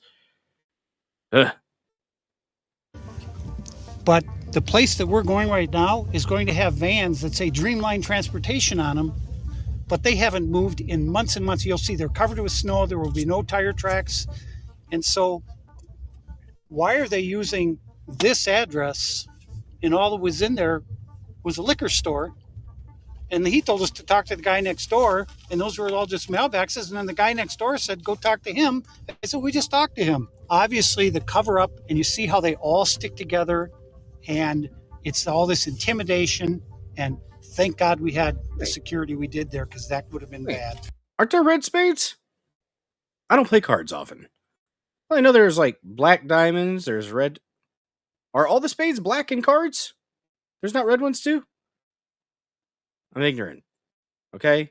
Ignorant of card playing. Yeah, okay. Chops High TMZ. The natural anarchists are non-violent. The ones most often taught about are violent to overthrow the current government to install a different and often worse government. Yup. Yep. Rainbow shovel. It's a beautiful rainbow. You spade your oh. Damn. Diamonds and hearts are red. I'm just a racist, apparently. Darn. I don't play cards often. Well, my bad. I was incorrect. But the shovel comment was correct. Many different colored shovels. Shovels of all colors, y'all. Now, shovels of color. SOC. We're outside of this transportation vehicle company right here. Yeah, and so you can see these are the vans that say Dreamline. You can see the sticker on the window. and the numbers on the rear. I wonder if I could get one of those to replace the Lady Dozers. It's going to be $3,700 to fix the van, by the way. We only have a $500 deductible, though, so that ain't that bad. We'll figure that out. None of these vehicles have moved in 8 months. I've been taking date stamp photos. All these vehicles are in the exact same spot they were 8 months ago. And look, there's no tire tracks, so they haven't moved. And this van as well, this is Dreamline. Dreamline was the location where we got chased out from the Somalis on 617 Cedar. And this is a vehicle from Dreamline that actually didn't even exist. It was a liquor store. And now it's here, and the vans haven't moved at all. Literally, no vans and no tire tracks anywhere. If these vans are being used to transport people, whether it be healthcare, childcare, there would be snow tracks. And there's 1, 2, 3, 4, 5, 6, 7, 8, 9, 10, 11 vehicles here. No snow tracks anywhere. These vehicles are not being used, and these transportation companies are making lots of money. Meanwhile, there's actually nothing to show for. Here's all of the vehicles right here. And the vehicles that are coming in and out, like this Toyota, it does not have anything. Harry Joe says, it was a rainbow shovel the 3 illegals used to beat the ICE agent who shot the loser in the leg. Was it really a rainbow shovel? The prideful shovel. To do with transportation company because there's no stickers on it and there's snow tracks, but the vehicles that are supposed to be used for transportation are literally locked in. Snow is building icicles.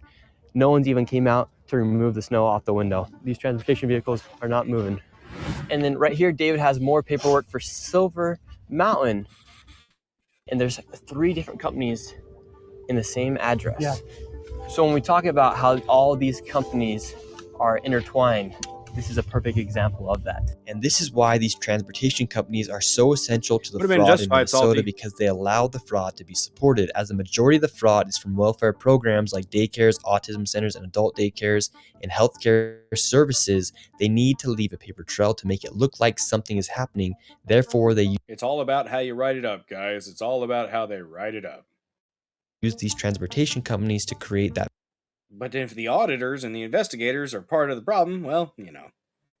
paper trail by saying they're moving people from an adult daycare to a healthcare provider, for example, but they actually never provide the service at the healthcare provider. But that paper trail allows them to continue to bill the state for the money, and everyone gets paid. That's why this fraud is so deep and hard to dismantle, because quite literally everyone is involved. And it's all because the state of Minnesota never checks.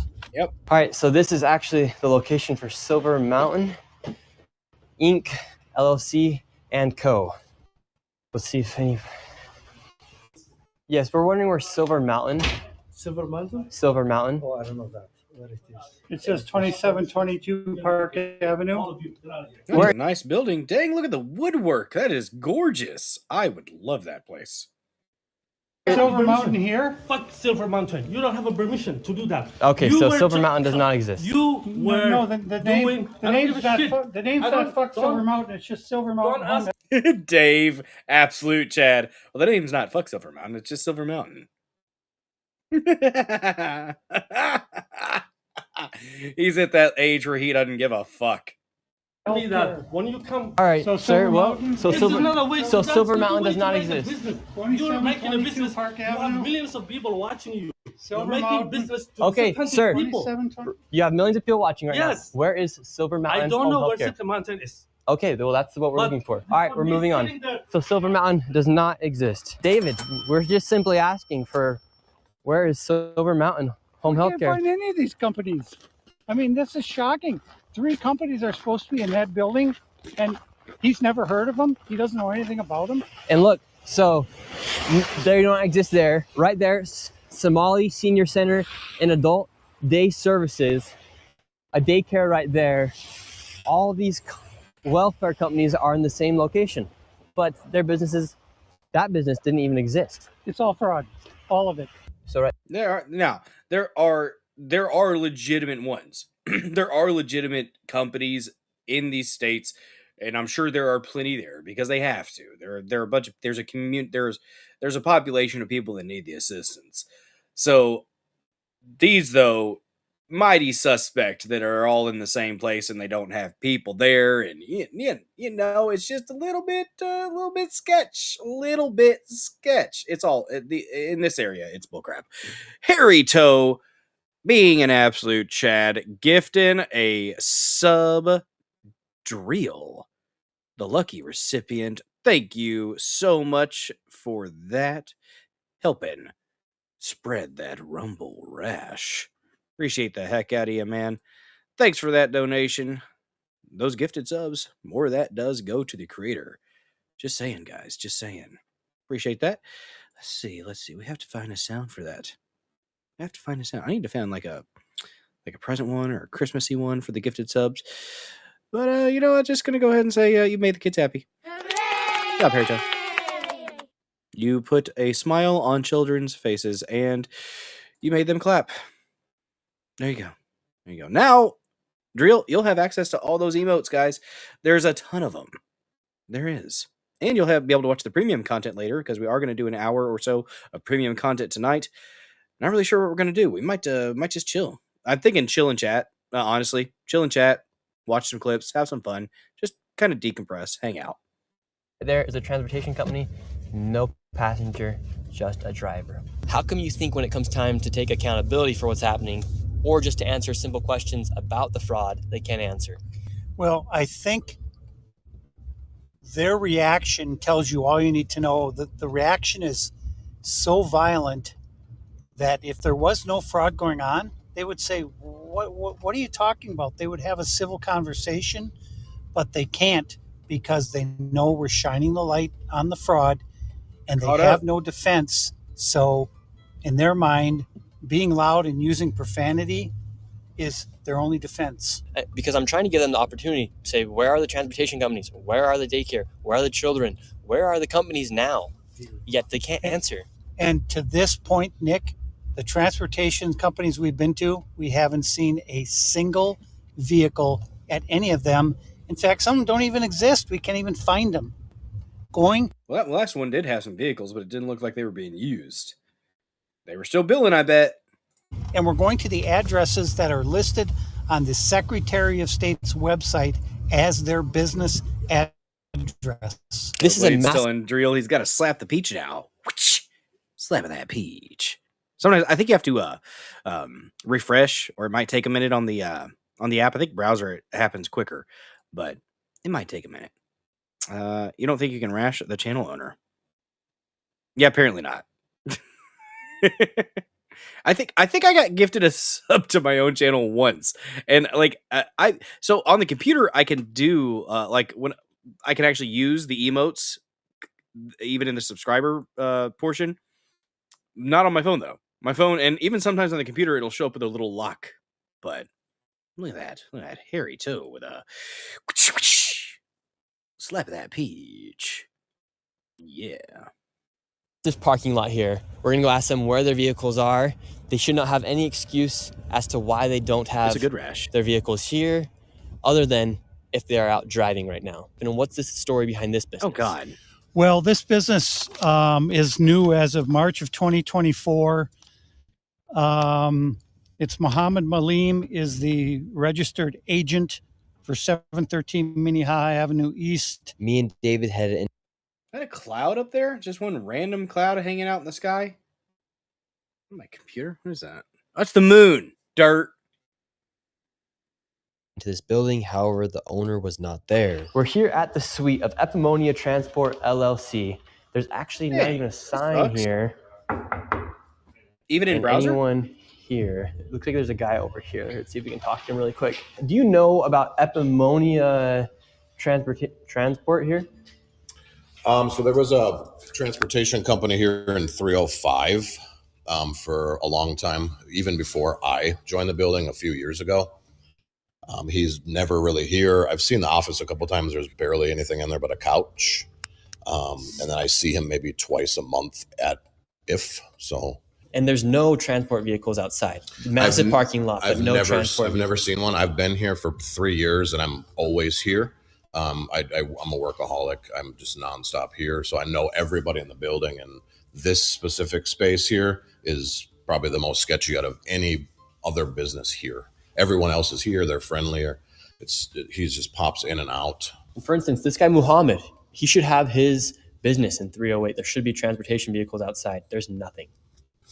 That's weird that you say 308 because he's always been in 305 for the last 3 years. Wow, so he's even lying on his public records with the government. I would assume if he was to make and doing fraud, it makes sense to switch it up and throw people off track. It would be the first thing somebody would do, I would think. So since the fraud has started to be exposed, Muhammad has left the scene. People that are in that area are probably going to be able to figure out who that was, and I hope he's okay. And that guy just said, he confirmed that there was never even been transportation vehicles outside.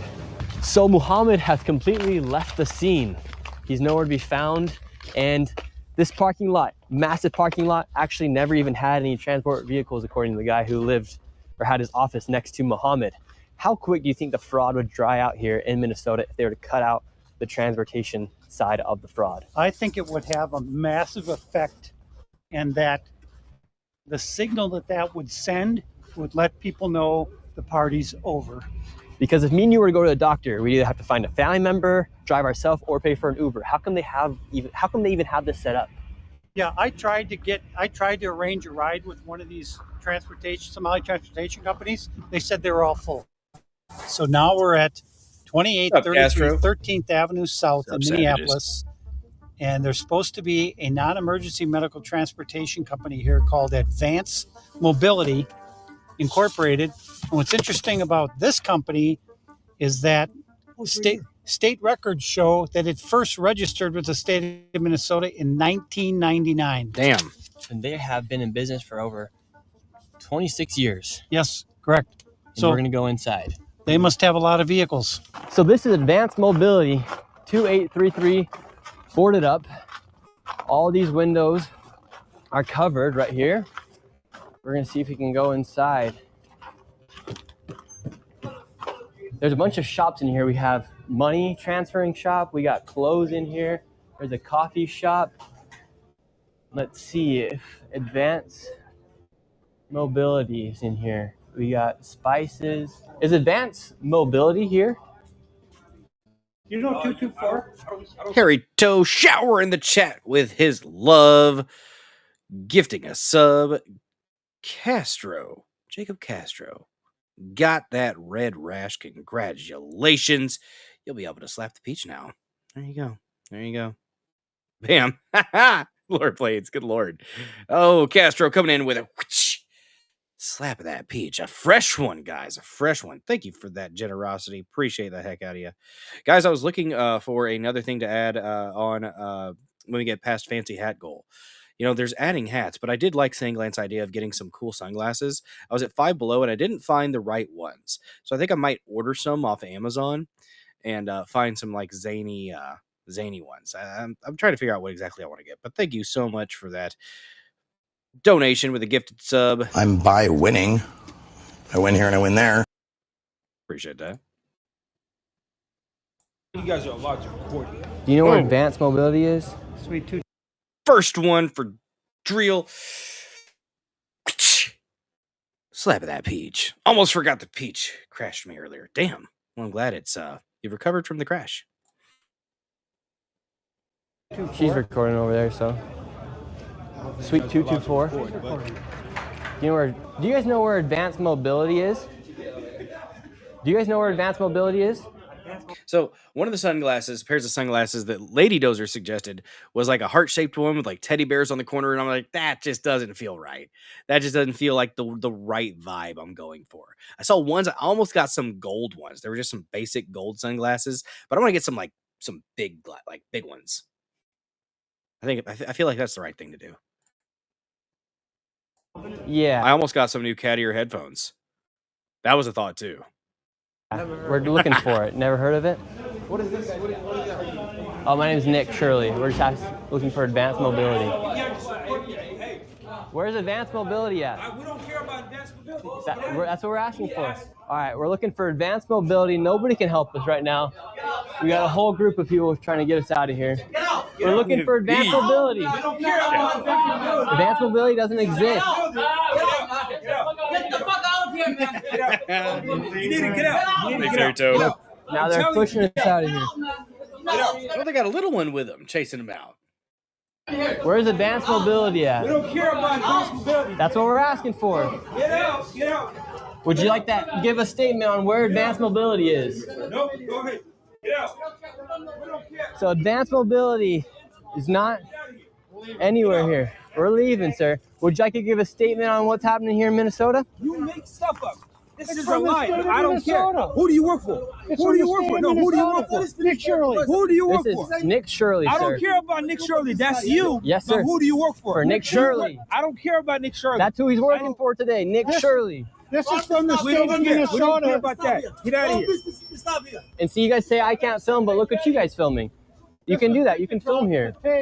Advanced mobility doesn't exist. Well, so what was interesting was we walked in there, and on the state's website, it says it's in suite 224, but it's a one-story building. None of the suites had the number 2 on them. It doesn't exist. And it's been registered since 1999, and it doesn't exist. All right, next location. David, where are we at?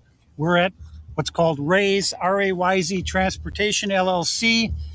And this is Ray's Transportation. We're on a street. There's no parking lot for any transportation vehicles. Active status. So you have this is for Ray's Transportation. Let's see if anybody is here. Is Ray's Transportation here, sir? Music is getting ominous. I don't know. Transportation place. There's no transportation places here. Oh, okay, It's well, all It's just healthcare places. R-A-Y-Z. well, I think it's confirmed they're not here, David. So it's confirmed that Ray Transportation, all of these transportation companies, they're kind of like ghost companies. They exist on paper, but they don't actually exist in person. Would you like to see anybody in the government here held accountable? Most definitely, because there can definitely be an allocation of funds. And what's your message to Tim Walz? Make a change, because there's definitely, even when it comes down to like the kids and stuff, there's definitely stuff that like we need spaces for the things that are going on that they're not doing. We need these type of spaces for it. Now this is some crazy stuff, but I'm glad that you bringing light to it. It is a crazy, interesting situation. Hey, what's up? What you got going on, man? Hey. You keep the false narrative that you be going on. It's a nonsense. You should get in your car because you should not be doing that, right? You are creating misinformation. This is not fair. It's not fair for the American people to be doing that. It's not fair. It's not fair what you mean. You cannot be doing that. You're not being fair. How? This country is built on fairness. I wonder if is he one of the guys that had the really expensive sunglasses or the glasses? Is that him? Is he the one that was up on the one with the I think they were like $2,500 or something like that? Is that guy? I'm sorry, I shouldn't be, not gonna say that. You're not being fair. Yeah, you cannot come into the community and be doing that. So we shouldn't allow fraud to be happening, right? Let the legal system do its job. Well, it's failed. We got a governor. We got an attorney general. Let them do the job. They don't. You're not. Because they're a part of it. You're not in a position to do the job. You're not. You're not a prosecutor. If you want to You don't have to be a fucking prosecutor, you dumb shit. run for office, go ahead, run for office. But you cannot be doing this. This is misinformation. This is the information. How is it misinformation, sir? It's from the This is what you're doing. state You're of coming Minnesota. You're coming everywhere. Where you coming from?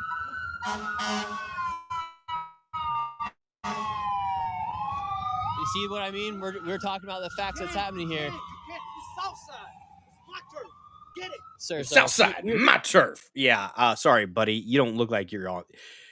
You don't look like you're about that life. Just having a civil conversation. That guy hopped out of his car in the middle of the road. In the middle of the road about the fraud that's happening. And he's saying that I'm the bad guy for showing light of what's happening here. They're passionate. They're passionate people. They don't want this type of stuff either going on or be brought to light. So that's what they're gonna do. They're gonna it's a very tight knit community. You saw it first. He knows what's up. He knows. And how crazy it gets out here. He hopped out in the middle of the intersection. Yeah, I'll say. So this isn't about race. You're a black guy. They're black, right? We don't have no ill feelings towards you by any means. We're talking about the fraud that's happening. So God bless you, sir, and thank you very much. Why are we doing this? So we're doing this, A, because it's the right thing to do.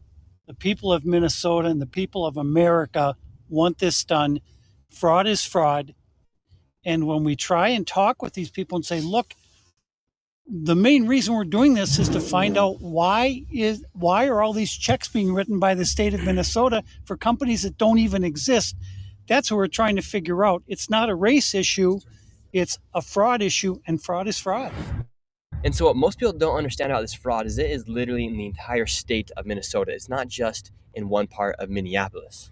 Right. And so I think what happens is the people in the suburbs of Minneapolis and St. Paul, they get lulled into a false sense of security because they say, oh, that's in Minneapolis, it doesn't affect us, or that's in St. Paul.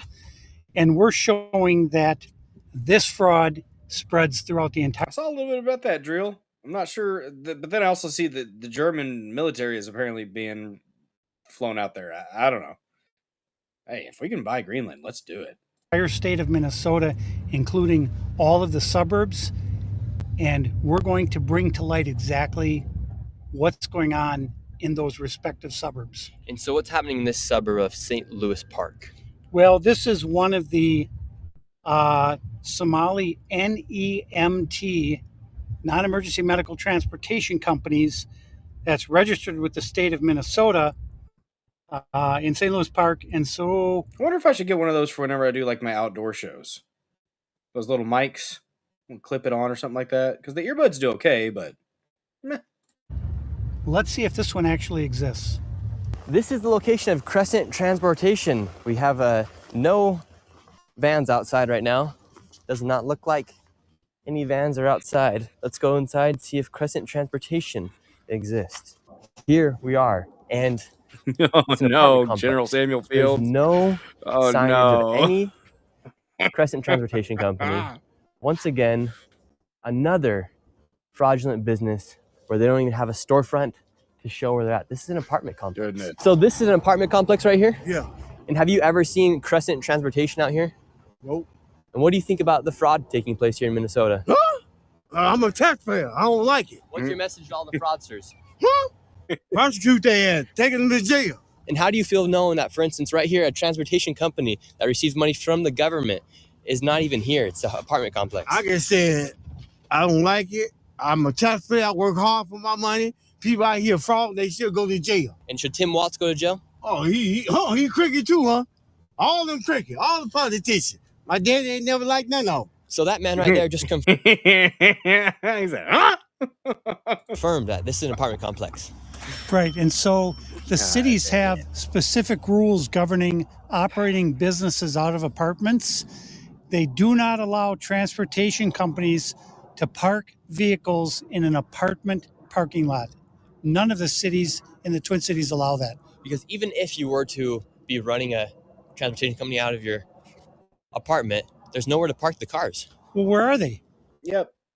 There aren't any. Crescent, I don't see anything with Crescent on it anywhere. More fraud taking place here. So this is called Hopkins Child Care Center. This facility is licensed to hold 118 children. So this should be a really big facility. So Hopkins Child Care Center, 2.25 million CCAP money for fiscal year 25. Damn. And this year alone, they have received $2.25 million from the state of Minnesota. And last year, they received $1.92 million from the state of Minnesota. And this facility, in the past 5 years, has been in the top 10 for the most money received from the state of Minnesota. So there should be plenty of children. There should be footprints of children walking in and out. This should be a very busy place, yes. So this right here is Hopkins Child Care Center. They're receiving over $2 million a year. All of the windows are completely blacked out. You can't even get in. And for a place that's supposed to have over 100 children, there's no footprints anywhere going into this door. And it's locked, midday right now. This is the backside of the daycare. We're ringing the doorbell right now. See if anybody comes. Hello, sir. How are you doing? How are you doing? Yes, sir. Get out. Okay, listen. Get out. This is our business. Each other, okay? Yes, What are you sir. looking for? We don't care what you do on the We're- parking lot. Go this side. Yeah. This This private. I can be here in the No, parking lot. no. You don't be here. Wait, What are can you we looking ask for? you about the daycare? It's What all are right. you looking It's all for? right. Can we ask you about the daycare? No. I don't care. Ken. Sir, I'm not racist. You have to live here. I'm asking No. You don't ask me nothing. man. $2.25 million. Get out, you guys. Get out. $2.5 million. Get out. This is a business. Get out. Hey, get out. What are you looking for? We're asking. We just want to Get out. We just want to ask you about $2.25 million. Get out. You say Get out. of here, man. Get out, guys. Get out. You cannot do that. Get out. Guilty as hell. Yeah, that's exactly who I want. Is a bunch of freaking just guys, just men. Just men. They're the ones taking care of the kids, right? They're the ones running the daycare, right? Makes a lot of fucking sense, doesn't it, y'all? No, you cannot. You cannot do that. Where? Get out. This is Fucking get out. Man. No. Get lost. Get out. No. Sir. You have to get out. This is our property. Get out. Why? Get out. Can I ask you about the daycare? I have the paperwork right here. No. Get out. What's the need Get for? out. Look at that very, very official, very hard work they put into that sign. Oh my goodness. Look at that. That looks like it was done with a Sharpie, guys. They didn't even spend the money on a sign. They could at least put up a sign. Damn. I could do that good. I can. That's about my level of drawing skills. Not gonna lie. $2.25 million for a daycare. Get out. Get Can out. you answer the question? Get out. No, I don't ask you any question. Fucking. Did it? These fucking assholes. That's a nice coat too. Fuck these guys. You guys, get out. You can't answer the Get question. out. No. What are you? What? Who are you? My name's Nick Who are you? Shirley. No, I don't give a shit. Get out. Could you answer? You just asked him. You asked him his name, and he gave you his name. Why are you being so mean? Question. No, I don't. What's the need for $2.25 million for a daycare? No. Fucking $1 million. I don't worry about it. Get out. Okay. Get out. And it's licensed for Get out, 118 get out, children. get out. But I don't see any footprints of any children here. I don't see any footprints of any children Get here. out. Get out. I don't- Fucking guys. Get out. No, One- you're not asking me nothing, man. I'm Get just out. asking you about what we're seeing here. No. Get out. Do you- Get out our business. you- Get out. sir. This is my property. You have millions Get of people out. watching right now. Can you say what's the fucking need $1 for $2.25 million? It's like the conversation between those two angry Indian guys. They bloody bastard, fuck you. Shit, I'm this. Okay. Fucking $1 And million. where are the man. Get out. 118 children? Motherfucker, get out. Sir, I'm just Get asking you a out. simple question. Get out. No, you don't ask me any question. Fucking get out. You have the Get opportunity to out. answer No, the no, question. no. You can't ask me nothing. Get out. Get out our business, man. Get out. Get out, motherfucker. Get out. Sir, Get out. just answer the question. No. Just answer Get the out. question. Good luck with the paperwork, man. Live. Sir, just answer the simple question. Live. Hey, You can leave us on in the background, Your Salty. YouTube, man. Get out. All right, code word has been given. We're out. Get out. All right, we gotta get out of here. Get out. Sir, just answer the question. Where are the children? No footprints of any children around here. No footprints of any children. They can't even answer the question. We gave them so many opportunities. We gave them plenty of opportunities to just answer some simple questions. Millions of people are watching right now. They came out with guns blazing. All we want to know is where are the children? 118 children, no footprints in the snow. All of their vehicles were sitting there with 2 feet of snow on them. They haven't moved in months. The windows are all blacked out. What's up, JDL? Fellow show me The stater. same thing at all these daycares. 4 men came out. Calm, Salty. Calm. Don't let them get you caught up, man. Don't let them get you caught up. Combines are good for corn and soybeans. Not Somalis. Oh, man. Yet they couldn't answer the simple question. get We it. had it right here. 118 children. $2.25 million this year. Welcome to Minnesota. Now isn't this daycare Travis. center, how much money? My thing is there's other people that are taking they're seeing what Nick's doing and they're doing it in their states too.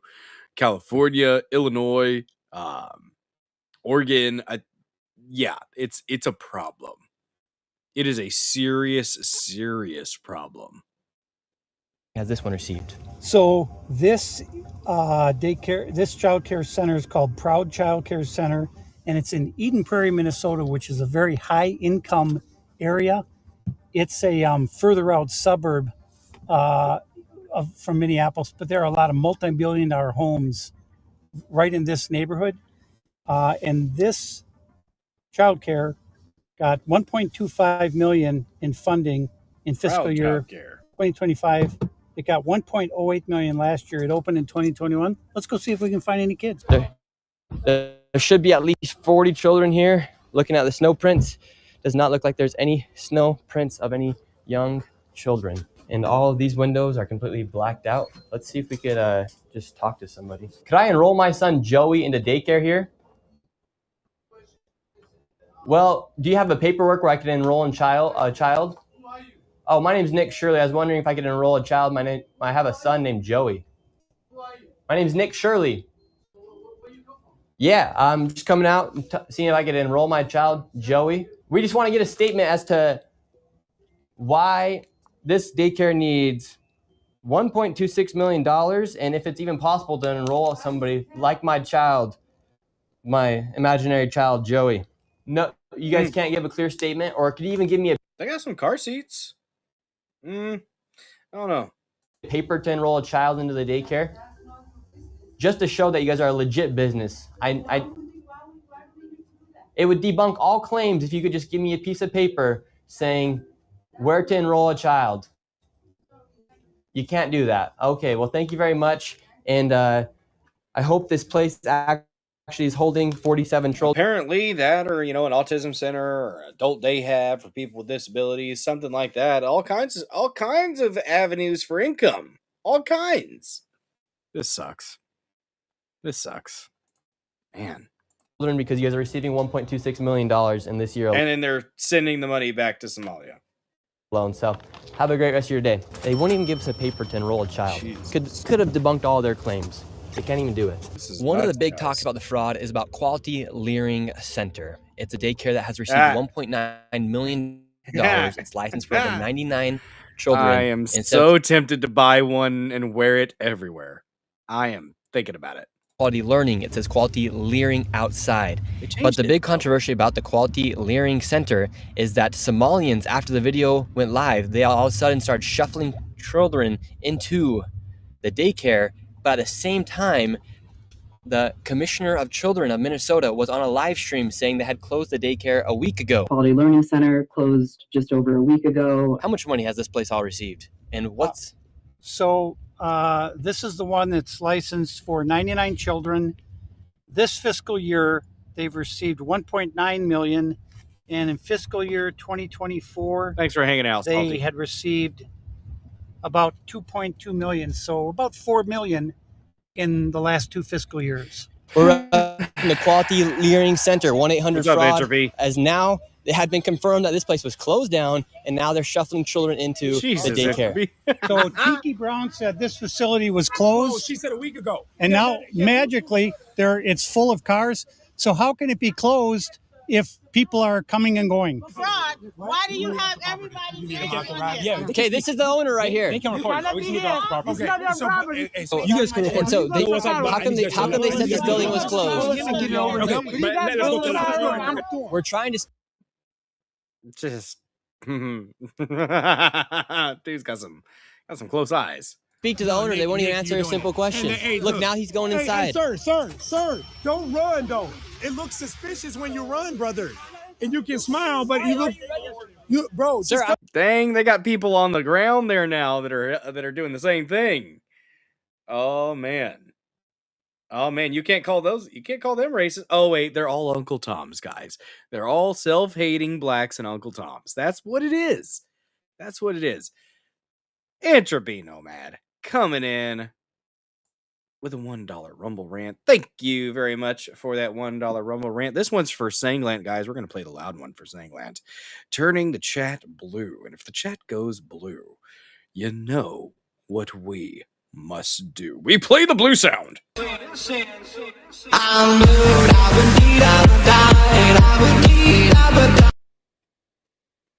you for that. Appreciate you. No, I didn't play the bagpipes, lady. I didn't. We had to go with the old school. That puts us at $39 away from fancy hat goal, guys. On a Thursday. Let's get back to it. Something has to be done. We have to see some accountability. I'm right here. He's right Chair here back. to speak to you. I'm right here. Don't do that. Oh, You can't man. defend the fraud. Oh, come on. At the daycare doing, hey, not at the daycare doing the middle finger, though. We have like My 100 name is cameras on Johnny. it. Now, both of these people have interesting ties with politicians inside of Minnesota. For instance, the man who's running the daycare, he was celebrating with Mayor Fry after he won re-election of mayor inside of Minneapolis. And then this lady right here seems to be a friend of Ilhan Omar, as she has photos with her outside of the restaurant, and she also has videos of her giving a tour to a separate daycare to Mayor Fry. It really makes you wonder why these politicians haven't fought against the fraud, knowing that it's happening in locations like Quality Learning Center. Meanwhile, they're taking photos and celebrating with them at events. What's your message, Peel, about the fraud here in Minnesota? This is part of the cover-up. They're trying to cover their tracks. So let me say this on camera. If you can prove that any of the information that I have here is false, I'll give you $100,000 cash. If any of it's false or inaccurate in any way, anybody want to take me up? And if you can't prove it, you have to give me $100. So you saying all that's real? 100%. I'll give you $100,000 if you can disprove my information. See, they all went silent. Silent. Anybody? Your $100 versus my $100,000 cash. They're all silent. What do you think about the fraud here? Hey, the fraud here in Minnesota, I ain't gonna lie, it's crazy. Like, what do you mean specifically? What do you mean? Yeah, how do you feel about this daycare, for instance, receiving $1.9 million? And they couldn't even spell learning right. David is not playing. Did he say $100,000 or 100? I thought for a second he said $100,000 cash. Then he said 100. How much money is that? Is David is David loaded? Spelled leering. Hey, man, Somalis, they're an interesting creature. I'm not gonna lie, I can't say too much. I'm already too hot, but I mean, Tim Waltz, you gotta solve this stuff. Minnesota really cracked down on this because they've been doing this for years. He knows. They've been doing this for years. Everybody knows. Should Tim Waltz be prosecuted? Hell yeah. And at this point, you're probably wondering where. Hell yeah. He's at 100 versus 100,000. That's a big it's a big jump there. Big jump there, David. Where all the millions and billions of dollars has gone. Well, it's been well tracked that a lot of the money, millions, hundreds of millions of dollars, has been funneled through TSA at the airport inside of Minnesota. It's been well tracked and documented. Even in 2017, there was reports coming from the local Fox News station, and I was actually able to meet up with a whistleblower who used to work as an agent at TSA on the side of narcotics, and he saw millions of dollars go through TSA. Oh shit! Hey, so they're gonna get in. I didn't even know that they're gonna get into it in this expose. They're gonna talk about that fraud at the airports. That's cool. What kind of fraud did you see take place here in Minnesota? So I worked for the airport police for 31 years. 24 of those years I worked in narcotics at MSP Airport. And my recollection was from about 2015-16 to 2021 when I retired. I would get emails from our dispatch saying like 2 male Somali descent individuals. They would give us their names. They claimed the cash, that they had a large amount of cash at the checkpoints. We'd get all this information in an email, and I believe they would send it right away. So TSA would contact our dispatch telling us this. Then our dispatch would relay the info via email to us. And how much was the money? The money, the smallest amount in a suitcase that I heard was like $750,000. But generally, it was. Whoa, what? Wow. It was anywhere from $1 million to $6 million in a suitcase. And there usually was. Now, I mean, the 6 million, you could probably argue with that number just a little bit. Maybe it was closer to like 300 something thousand. I mean, what? Huh? As far as I can remember, there was always 2 individuals traveling. So you would have maybe one guy with 2.2 million and another guy with 3 million. I'm all for people moving with cash if they want to move with cash, but at a certain point, somebody probably had to be like, "This seems a little bit sketch, just a little bit." No, fuck off everybody. I guess I don't know. And at airports, you're able to take $10,000 without declaring it. How are these guys able to take millions of dollars? Because as far as I know, as long as they declared it, they were fine. So then TSA would contact HSI and customs, and I'm sure they got the information. We got the information. My administration knew about it, and I trust that they sent that on to higher state officials on this, but nothing was ever done the whole time I was there. I talked to one individual. We were going after narcotic cash leaving the airport. This was always fraud. We had no nexus to that this cash was related to narcotics. So our hands were kind of tied. We couldn't. So it's they had to only. Oh God. And that sucks as someone who's enforcing that you can't enforce. It's not your place. Wow. Do a whole lot. How do you suspect these Somalians had millions of dollars to move in an airport? We would rack our heads all the time, like, where are they getting this? Where in the world are they getting this money?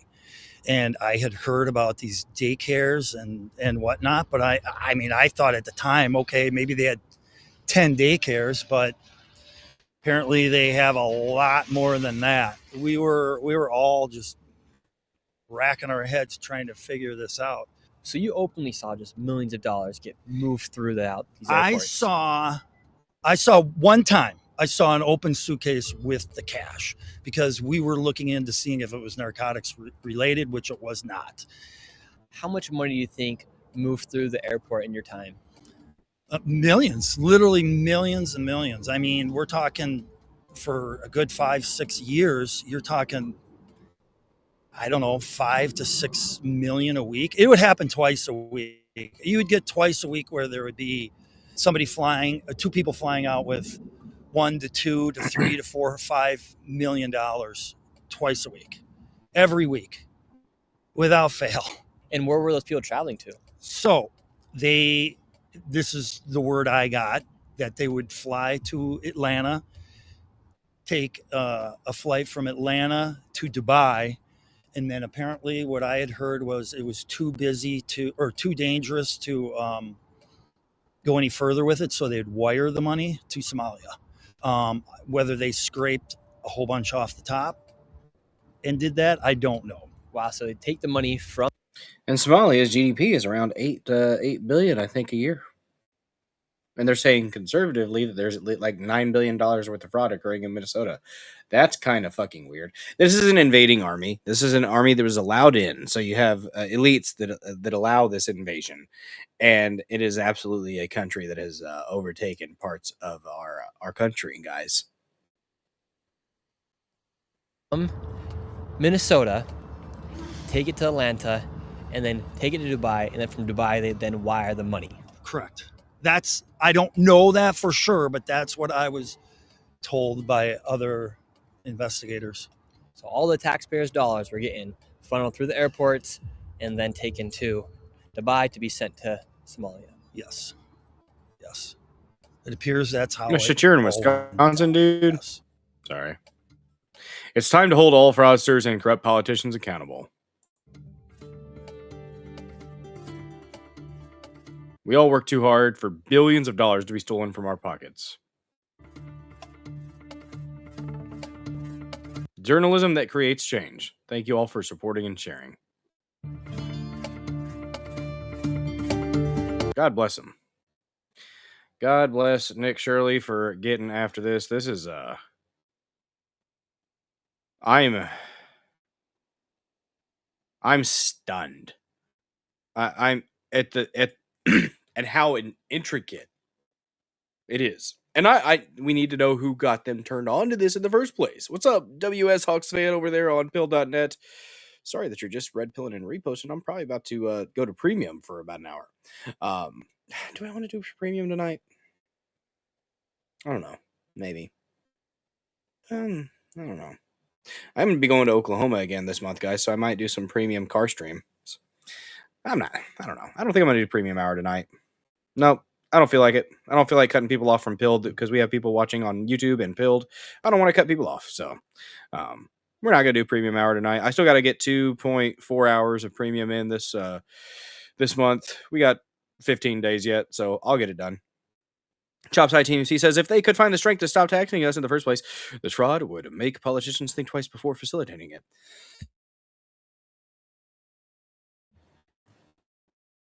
Yeah, that would be great. I think it's hilarious how people start talking about, not paying taxes and stuff like that. And then all of a sudden we got a war here and a war there and this and that. And it's like, huh. Interesting. Very interesting. I don't know, though, y'all. I don't know. Oh, damn. Here's something good that the Senate did. Passes a bill banning taxpayer funding for abortions in an 81-15 vote. H.R. 6938 blocks government funding for abortions with exceptions for medical emergencies and extreme criminal cases. Well, good job, Senate. Yeah. We've got to see some change in Minnesota. We cannot have a state that is just so rampantly taken over by fraudsters. The ice pirates, guys. The ice pirates. They have to be dealt with. Journalists in Minnesota knew about this. All we have to do is fix the ballot fraud. There really aren't that many. There's a lot of fraud, though. A lot of ballot fraud. They sure make it look like there's a lot. Yeah, it could be handled. It could be handled if the will was there in those local agencies. It absolutely could be. It could be handled, but gonna be a hard ask. Gonna be a hard ask, guys. And the thing is, apparently they come from a culture in Somalia where this is just common. It's common to take advantage of the systems like this, to be fraudsters, to be criminal. It's just common. It's what they do. It's part of their culture. That's culture that needs to get the fuck out. That's culture we don't fucking need. But here we are. That's what they've been doing. Thankfully, we have people like Nick Shirley that are exposing this, and we have people that are backing him, from what I understand. So, awesome that it's being exposed. I hope we get more. Excuse me. I hope we get more because we need it. We need more. We need that shining light. This wasn't officially a topic, but Tina Peters, one of the woman that is currently serving, I think, 7 years in what state is it? I forgot what state. Colorado. I think Colorado. She was convicted of pretty much, I guess, violating her oath with the election processes when she was just trying to expose election fraud. And I've seen the judge that was presiding over her case it was Colorado, having a complete bitch fit and saying all kinds of biased shit in his sentencing. Sentenced her to 7 years. The appeals case seems to be going pretty freaking well for her. We'll see what happens, but these we've got to. She was convicted for preserving evidence. Yes, that's what it was. Literally all she was doing. Yeah. Walt's fraud father has made a case for a state to leave the union. That didn't play out too well for nearly everyone the first time it tried. Yeah, you can't pretty much you can't do that. It's not going to happen.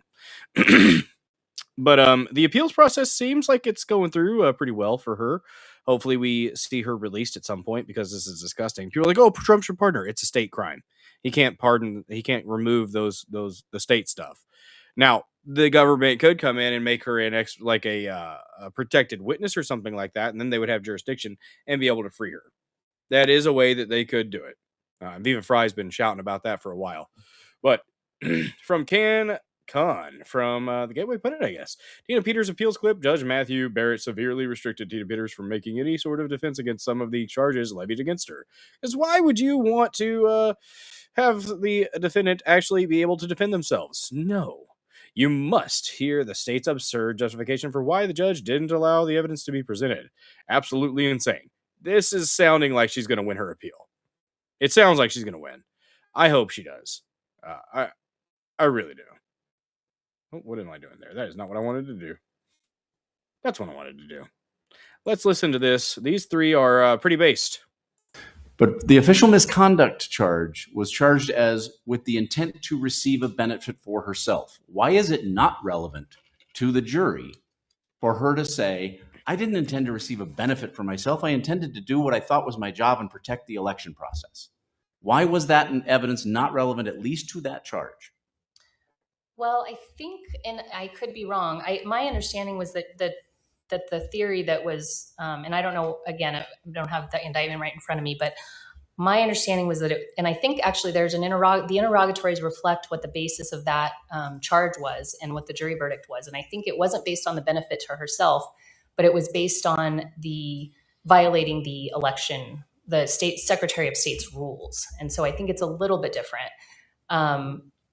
But I think it's the same idea. And those rules, by the way, just to put it out there, are about access and access to that secure room and keep maintaining logs of who's. Really quick, I forgot to shout out the people who have reposted and commented. Thank you, Salty Saiyan, Sylvasso Jern, Laura Bleeds with a comment and a repost, Tim Vinman with a repost, and a comment as well. Thank you guys so much, Tim Vinman, Laura Blades, Sylvasso Jern, and Salty Saiyan for reposting or commenting on the stream. Appreciate the heck out of you. That helps this stream, this channel grow, guys. So that definitely is appreciated. Coming and going. So it's the security protocols essentially. So, okay, sorry. And so I don't think I mean, I think it's still the same. Even if she had this motive, I think it's still. She's struggling. She's floundering, y'all. Her intent is still to violate the security protocol. I mean, it's all. I'm not going to lie. I thought about finding this entire hearing and watching and reacting to it, because this is, she's rough. There are different things charged here. We have the attempt to influence, the conspiracy to commit criminal impersonation and violating these security protocol rules. But it's really all the same. It's part of this scheme of deception. That is what she was charged. That all of it relates to that. And so her intent there, even if she had a motive, she has a motive to conceal this outsider's identity, or she has a motive to preserve whatever that she thinks she's preserving election records. That is, she still has that doesn't take away, it doesn't negate the intent that she had. She still, because she had that motive, she had the intent to deceive to engage in this plot of deception. But engaging in the plot of deception has no bearing on the charge of first-degree official misconduct. And I'll have to explore the indictment a little more closely. But I am presently under the impression that the charge was based on the elements of that being an intent to obtain a benefit for herself. Or someone else. Or someone else. So if her argument, even if it wouldn't fly with the jury, if her argument was, my intent wasn't to benefit myself, my intent was to protect the election process, while that would have no bearing on whether the felony charges that require only an intent to deceive, the first-degree official misconduct elements don't have anything to do with an intent to deceive. They have to do with an intent to gain a benefit. Why was that evidence not appropriately submitted to a jury? Because they wanted to get their pound of flesh with Tina Peters, and they did. So sad. I'm sorry. For the microphone, I'm sorry. If I can just have a moment to look at the jury instruction on that, because I don't have. I guess my first response, without pulling this out, just to verify, is that the intent doesn't necessarily go to that benefit. It would go to the conduct. Did she intend to engage in that conduct? And so there's the intent, of course, applies to the conduct has to have intent. What is circular reasoning did she just fucking do? No. No, you dumb bitch. That's not how this works. Paper ballots only, no mail-in. That'd be great. We have a Republican Congress that could do something about that, I think, but they haven't. Because they're feckless, guys. They're feckless. Did that lawyer just bail? She left for a minute. She came back. She came back. The different elements. And so it would apply to, it wouldn't negate her intent to engage in the conduct that. What was the reason behind the conduct? You fucking idiot. Oh my God. Oh my God. These people. Ooh, okay. Constituted violation of, or is this the. So here's the charge for you. Official misconduct. Honor about the dates in question. Tina Peters, a public servant, with intent to obtain a benefit for any person.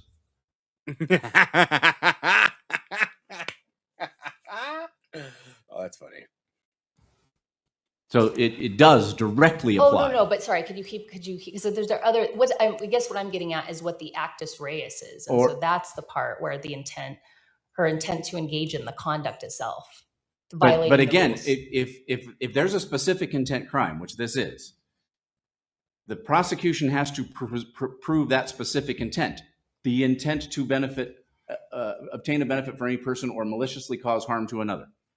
And she says, even if I did what I did, my intent wasn't that. And here's the evidence of that. Yep. The jury has to hear that evidence to be able to determine whether the prosecution proved the charge. Yeah, she's very lacking of jaw. I want to also make it really clear that the government's benefit harm theory on a lot of these charges was internet fame. They said that Tina Peters did what she did because she wanted to be internet famous. She wanted to be on the stage at the cyber symposium, and she wanted all these trappings. And you can hear that he has adopted, Judge Barrett has adopted that as a fact. They did not prove that, by the way. Chops. That wasn't something that they had to prove. I mean, it's the benefit harm theory. So in theory, they should have had to prove it, but they didn't. And Tina Peters was prevented from bringing any information about her intent, why she did what she did. So she couldn't dispute their benefit harm theory of why she did what she did, just kind of stood as a found fact. And you can hear him basically citing it here in sentencing. This is another example of she was not allowed to bring her affirmative defenses against what he is saying now. Alpha Warrior is a jerk on X, by the way. Not sure why. He must have been having a bad night. Now for the absurd excuse the state gave in limiting the scope of Tina Peters' defense. We don't want you to defend yourself. No. Not like the defendant's the one that needs to have all the benefit of the doubt, right? The presumption of innocence, the ability to effectively defend yourself. Not like that's part of our legal system at all, right? Well, the jury did hear that evidence. There was ample evidence admitted, and I cited it in the brief. I have the citations here too, if that's helpful, but that evidence did come in. I mean, the court limited it because the court was ensuring that it didn't turn into a mini trial about. Sorry, does a trial court with you were about to make an analogy of the sideshow overcoming the circus. When it comes to a defendant's constitutional right to present a complete defense, does a trial court have the ability to curtail that in the interests of not letting the sideshow overcome the circus? Don't they have a constitutional right to present a complete defense? And the only restriction on that I think is out there is that means the court can prevent cumulative or irrelevant evidence, but it cannot curtail the presentation of relevant evidence. Well, it is really fun to hear smart individuals school somebody who is lacking. And these judges, you can tell, like this guy, he ain't having it. This guy, for sure, isn't having it. This guy's a bit quieter. He's listening more intently. But every now and then when he speaks up from some of the other clips I've seen, the state is absolutely getting roasted in this appeals court. God, let's pray that they're able to actually help Tina. I think, I'm not sure if you disagree. Our argument is that the danger of unfair prejudice, confusion of the issues, or misleading the jury substantially outweighs any probative value. So that's the basis. Is that the basis of the court's ruling? That is the basis of the court's ruling, yes. And if we're talking about so there's no error because of that. That is the basis of the ruling. But even if there was some sort of finding that the court should have let that in, it's not a constitutional violation because she was permitted to bring some of that evidence in, and she vigorously cross-examined the evidence. It's only if she's prevented from a complete deprivation of presenting the defense that yes, rises to constitutional. Is that the Cutzinger language?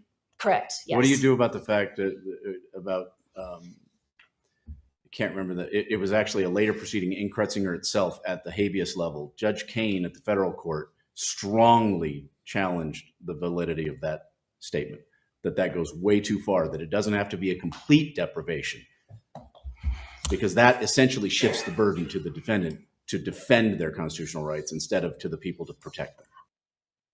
Damn. Man, we might have to find that and watch all of that. That is a fun back and forth. That is intellectually stimulating. I like that stuff. Tina Peters should not be in prison. She should not be in prison. But, people have been victimized by the system.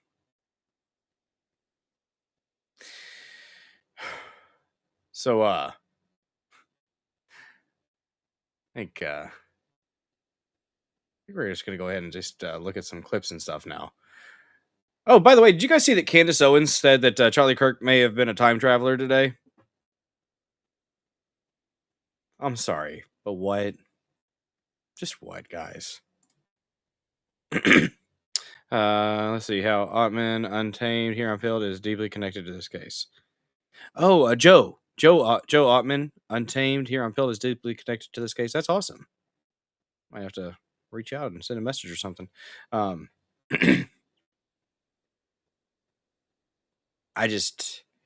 up, Shma? Good to see you. Meowdy. Guys, if you haven't followed Shma yet, give her a follow. One of the only VTubers I watch. He does some fantastic content, gaming stuff, and your friendly demon kitty avatar. Good content, actually entertaining, guys. Worth a follow, worth your viewership. Excuse me. Beat me to hacking CERN. Damn. So I saw this thing today. This thing, I don't know if this is AI. I think this might be AI. I'm not 100% sure. Feel honored. Only watch Salty Grower stream while Well, damn. I am honored that you have taken your throne time to watch this. Very nice. There you go, Singlet. Appreciate you, bud. There's the link. Excuse me. Man. So I don't know if this is AI or if this is a real person, but guys, the rising inflection, the questioning inflection at the end of every statement is concerning. Apparently, this single mom is blowing up on TikTok for creating, well, she's blowing up because she's got big tits, for creating a date deposit app. So she will only date men who pre-deposit her date prep costs ahead of time. The audacity, the thoughtacity of this individual. What? You got to pay for her date prep before you go on a date? I'm sorry, but what? I would require a deposit to take me on a date to cover my date preparation costs. Already. I'm a valley girl, and I'm going to talk like this, and I'm going to rising inflection at the end of every statement, not even just every sentence. Oh my God.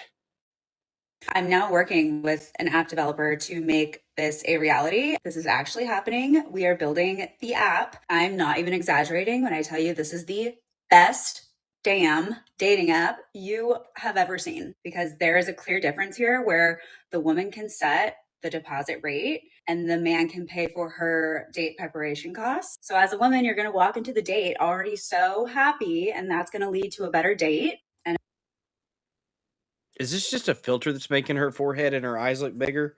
Is that what's going on? Or is she AI? Is this AI? I can't tell. Everything's fake and gay, guys. Everything is quite fake and gay. I don't know.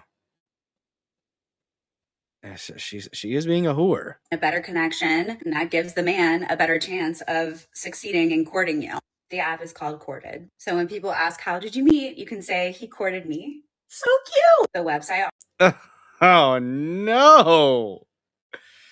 Oh, nope, not interested. Not interested. Already looks absolutely stunning. And the app itself, incredible. All of the features are so unique and nothing like you've ever seen on any dating app. Oh, and to everyone who said you can't do that, guess what? I just did. So we are. And the vocal fry. Guess what? I did. I really did. We're going to launch this city by city. And if you. City by city? I hate it. I hate it so much. Why do these people exist? Why? The catfishing expenses. Oh. That isn't Blair White. Well, she's a looker, I guess, but Want early access? Click the link in my bio and sign up. Let's make dating fun again. Love you. just stop it. Stop it right now. Why didn't I like that? That's funny. A single mom. I have questions. Sound like she's just trying to skirt prostitution laws. Yeah, a little bit. Probably. Utter nonsense. Saw this today. When it gets into the push. Well, after that, why we're going to talk about milk. But anyways, I saw this because they're pushing for whole milk, not raw milk, but they should be probably pushing for whole milk too. I mean, I use 2%. I don't get whole milk. It messes with my stomach. I like 2%, but I would think maybe this would be more appropriate for a raw milk commercial. But this was kind of funny from Secretary Kennedy. I said, ooh. When you take that first sip of whole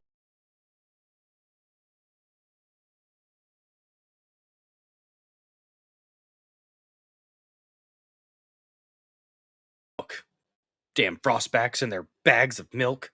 I mean, they're milk bags. It's different connotation. Get it, RFK Jr. It's very nice. You know, with the this is a good one. Interesting name, Goth Daddy. All right then. He was talking about how there's almost no point in having a conversation with people anymore, and he's got a pretty good analysis. I saw him on with the Culture War with Phil That Remains, Phil Labonte from All That Remains. Interesting perspectives, and he's on point. Used to be Democrat. You think they meant raw milk? I hope they meant raw milk. That would be good. I bet you. You know what? I bet you raw milk wouldn't affect my stomach like the whole milk does. Just saying.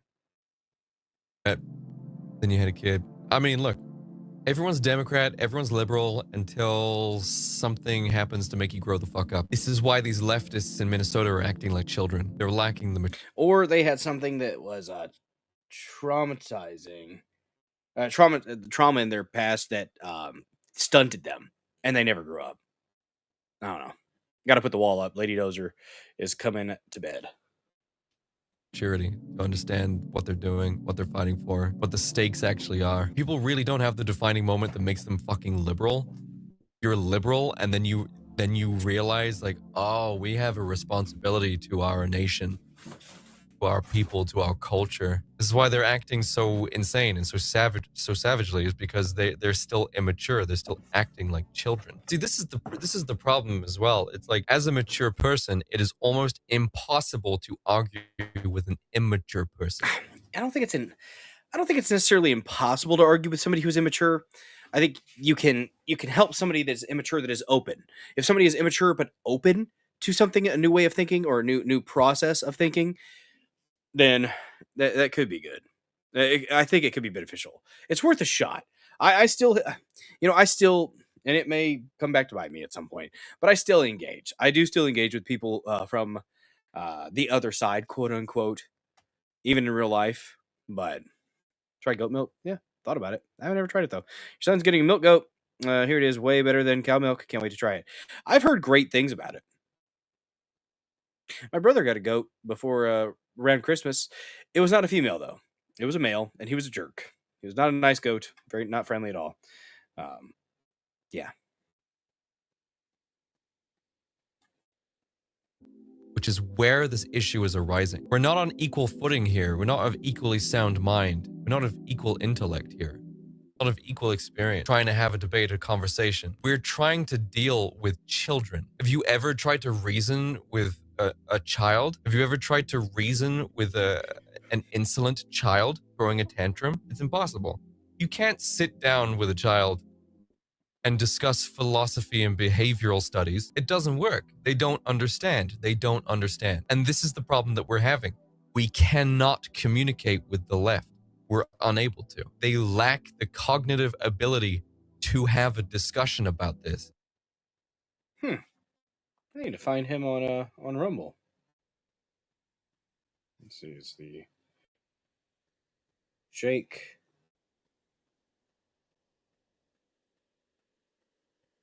Monroe Show? Is that what that is? Jake Monroe. The Jake Monroe Show on Rumble. Well, cool. He's on there. Wash your face. Yeah, he probably should. It's his thing though. I ain't mad about it. Everybody's got a gimmick. Everybody's got their thing. That's his thing, is the goth stuff. The Skywatchers people, the UFO stuff, are they're saying that Trump is going to be doing UFO disclosure very soon. He's written up his speech. Okay, guys, you're gonna have to. It seems like it's engagement farming at this point. I don't know. Maybe they're on to some. Saw this cool thing about an avalanche sweeping down the slopes near Mount Elbrus in Russia's North Caucasus. What would you do? What would you guys do if you were in this situation?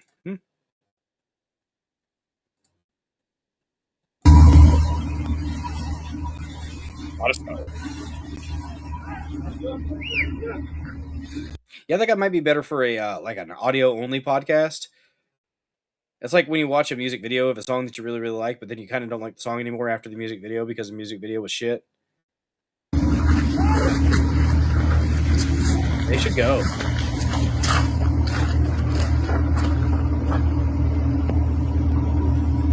Probably don't want to be there. All right, guys, still filming. Idiot.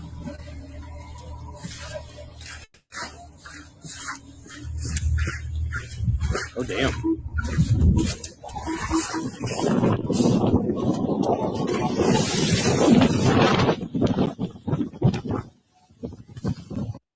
What's up, Dominion?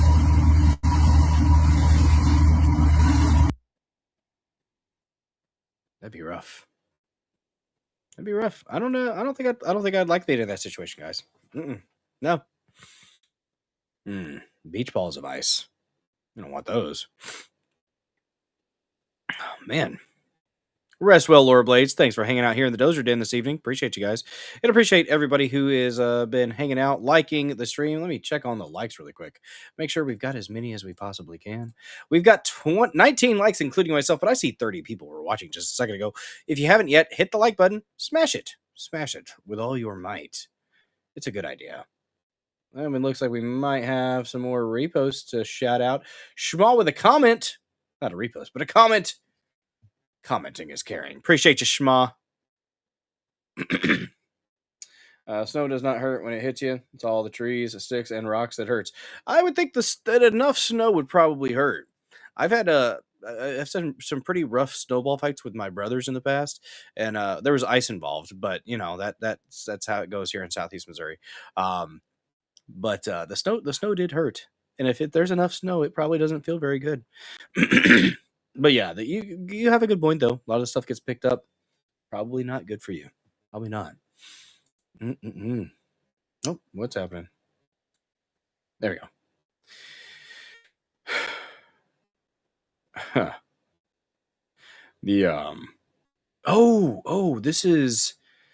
This is maybe we'll cover that in more depth another day, though. Saw this today. You know how people get on the internet and talk about restaurants or places of business when they had a bad experience, and they, usually probably out of pocket. Here's a response from the company. It doesn't say who it was or what it was, but don't bother calling for takeout. They put you on hold and never come back. Never. Sorry for your inconvenience. The server taking your order had a seizure while doing so and couldn't complete the process. When you showed up to retrieve your order and it was not ready, even though there was an ambulance in front of the restaurant and we were tending to the medical emergency at hand, we offered to complete your order at that time. I'm sorry you declined and chose to complain in a public forum. That's a burn. That is a smackdown right there. That's an absolute smackdown. If you clearly if you know that there's a bunch of stuff going on, maybe you should be a little bit more considerate. Just saying. Oh, I don't get the joke. Oh, damn. Went over my head, Dominion. I am 5'6". It's easy for stuff to go over my head, okay? Tornado does not kill you. It's all the hard shit inside the tornado. Well, yeah. All right, so ew. Sounds awful. Saw this thing earlier. And I think it was Mr. Scott. Mr. Scott Awesome possibly shared this. This guy's an absolute Chad. He is a hero. Amazing human being that saved a couple kids. And he needs more attention. So we're gonna give him a little bit of attention here in the Dozer Den. So a man jumps out of his car and saves two toddlers from getting hit after they walked into the middle of a busy road in Brevard County, Florida. The toddlers had snuck out of a backyard and the parents didn't even realize they were gone. John Brittingham, a father of 5 and a grandfather, said his life would have been ruined if something happened to them. I was terrified. If anything would have happened to him, my whole life would have been ruined, Brittingham said. Absolute hero. This guy is one of the chadliest sons of bitches I've seen in a while. Stopping moments on what can be a busy road in Brevard County, Florida. Watch this man spot the two toddlers and run into action, stopping traffic with one arm, scooping up the kids with the other. No one was hurt. Need to say that right away. John Brittingham is the hero. He then went looking for the parents. These poor kids. And the freaking parents are probably scared shitless. They were probably looking for their kids. Didn't even know. Finding an open backyard gate and a stunned family who did not even know their toddlers were missing yet. Brittingham told ABC News he saw the girls while driving southbound on A1A. You know, that's that road that runs all along the beach, so it can get really busy. Pulled over and ran to their rescue. I was terrified. If anything would have happened to him, my rest of my life would have been ruined. So I immediately pulled over there, and I ran out of the car, and one of them was already to the middle of the road, and I grabbed that one first, and then the second one I just picked up. She was ready, and I got him off. Boy, that's a fast freaking highway too. God, that is a God thing. Those kids are alive. Thank God he was there. Off the road. Took like maybe 6 seconds. Heart-stopping moments on what can be a busy road in Brevard County, Florida. Watch this man spot the two toddlers and run into action, stopping traffic with one. God bless him. Thankfully he was there. Kids do that sometimes. Kids will get out of your eyesight. It doesn't take long for them to get out of the way and get out of your sight. It is quite concerning. Guys, I have a clip from Candace Owens to play for you. Tell me if I'm reading into this and assuming things. It sounds like she's calling Charlie Kirk a time traveler. And I just have to say, what the fuck? This brings us obviously to the CIA's project Looking Glass. Essentially, there were these whistleblowers, like I told you, in the military and within the CIA apparatus that came forward to reveal that the deep state had a technology, which they stole, of course. Please do not miss the part that I keep explaining to you. These people are not smarter than you. They're just more evil. They might be smarter than you and you, Candace. They blunder and they steal things, and then they rewrite history and pretend that they were geniuses. You about to say stuff? Interesting. Anyways, they have a knack for murder. They have a knack for theft. And this time, just like a lot of times before, they stole a device from the ancient Sumerian civilization that's located in modern day Iraq.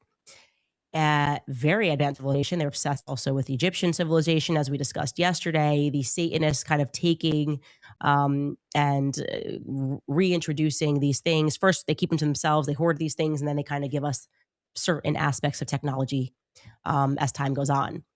So they steal this piece of technology and they incorporate it into a computer, and suddenly they're apparently able to predict future outcomes. Just imagine the deep state being able to look into a glass, so to speak. The Sumerian culture was known for their advancement in glass, and to see different outcomes. I mean, the amount of power that you would have, and then also fathom in your mind that the people that are Satanists have this power.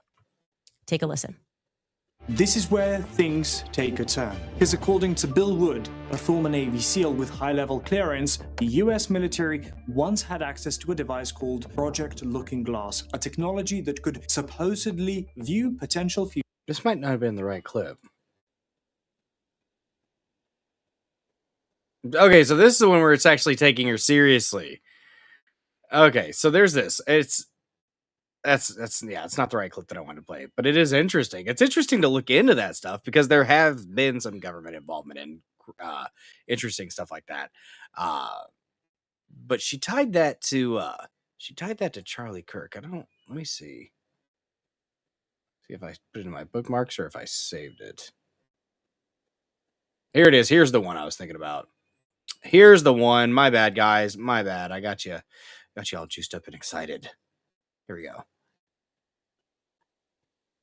And as I showed you in earlier messages, that he was a time traveler and he had to find me.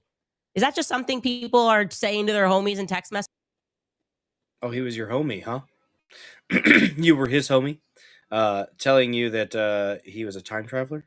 And again, not anything that I would have placed so much emphasis on back when he was saying it, but it came to fruition. The other parts, he did die young.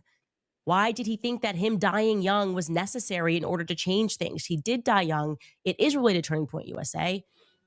In some way or another, at the very least, we could all agree it's related to him speaking at a campus event for Turning Point USA. I'm totally occupied by this. I tell you, I read these messages and I'm going, what is this? What is reality, actually? And this is a case of being so open-minded that your brain falls out. And Charlie died. Yes, like I said, it was related to this organization. And I think we would all agree that his death and the manner that they did it changed the world in ways that I don't think we can fully realize, or certainly not in a way that I can articulate. You just cannot pretend that all of this is one big unhappy coincidence. It's entirely plausible, I think plausible, that they knew something about Charlie. And that's why they had him marked and had him monitored and had him likely followed since he was young. And maybe they thought, like the agents think, that if they swarmed him and they stayed with him and they pretended to be his friend, that ultimately they could control Charlie and perhaps change an outcome. They could literally change an outcome related to Charlie. So when for the first time in his life, because I do believe he was managed, I mean, I've already said I was handled. I didn't recognize that I had agents. And for the first time in his life, Charlie peeks his head up and starts to push back in a meaningful way. They couldn't stop him from becoming bigger. That seemed to be inevitable. But they panicked. They seem to have panicked, right? I mean, this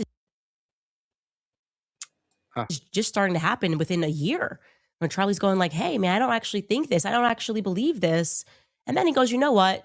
Take the money. Take the money out of the organization. And they panicked. They freaked out.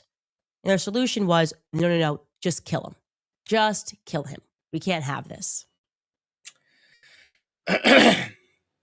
Why is she insinuating that Charlie Kirk was a time traveler? Why? Like, I don't know. I don't know.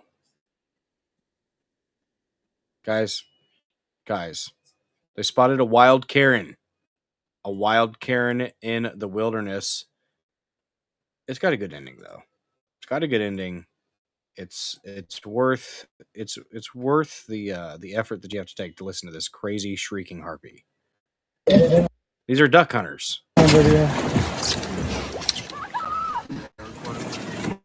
bro, what kind of bird is that? The call of the wild Karen in full display.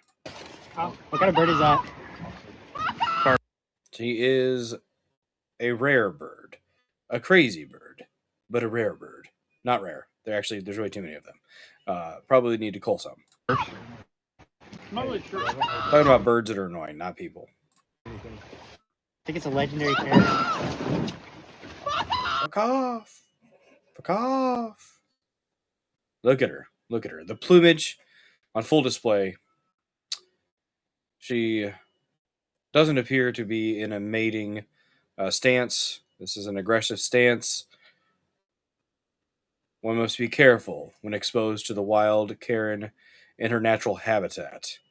She will insert herself into things that do not matter to her. She is on a mission to effect change in the worst ways.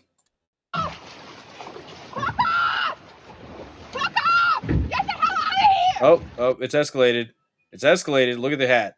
Look at the hat. Look at the glasses.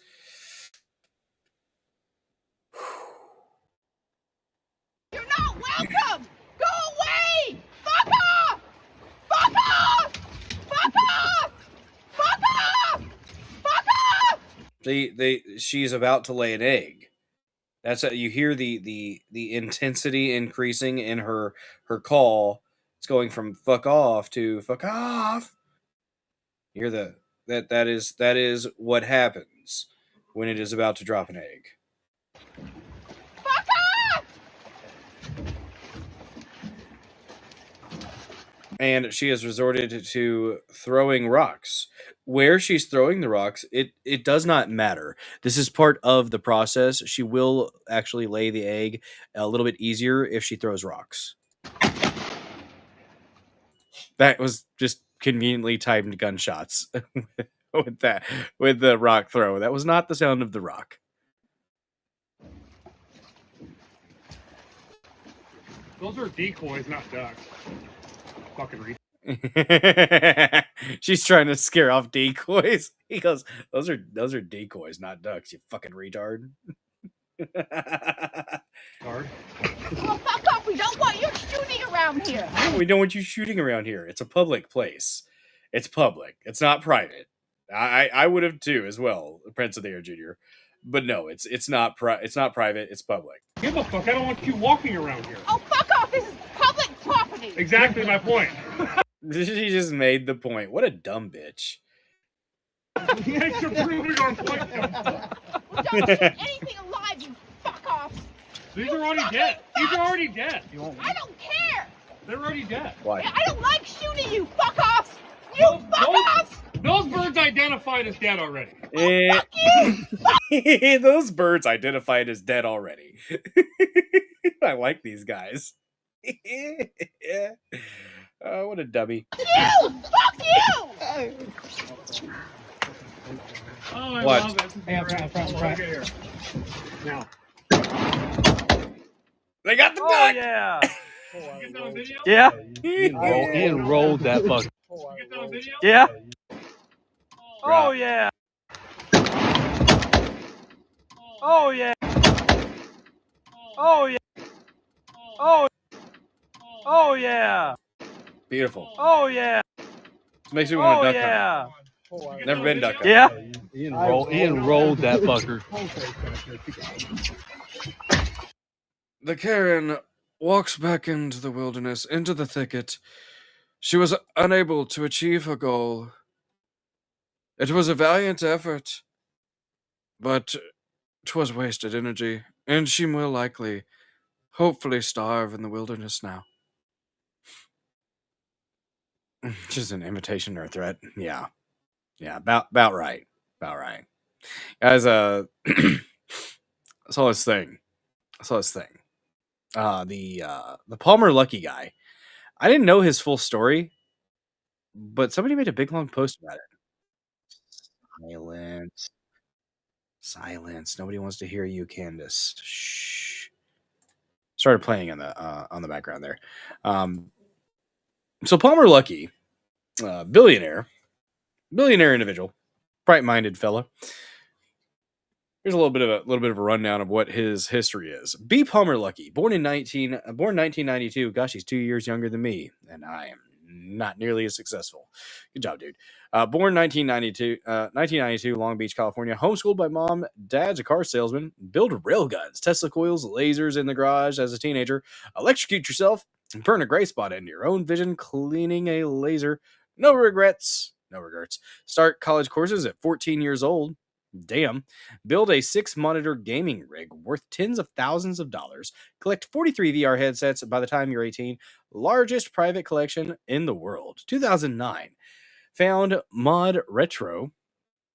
Forms at 17 years old. Turn old game consoles into portable units for fun. Work part-time at USC's Mixed Reality Lab designing VR for veterans with PTSD. Awesome. 2012, build the Oculus Rift prototype in your parents' garage at 19. Drop out of college. John Carmack, Doom creator, demos your headset at E3. Gabe Newell endorses it.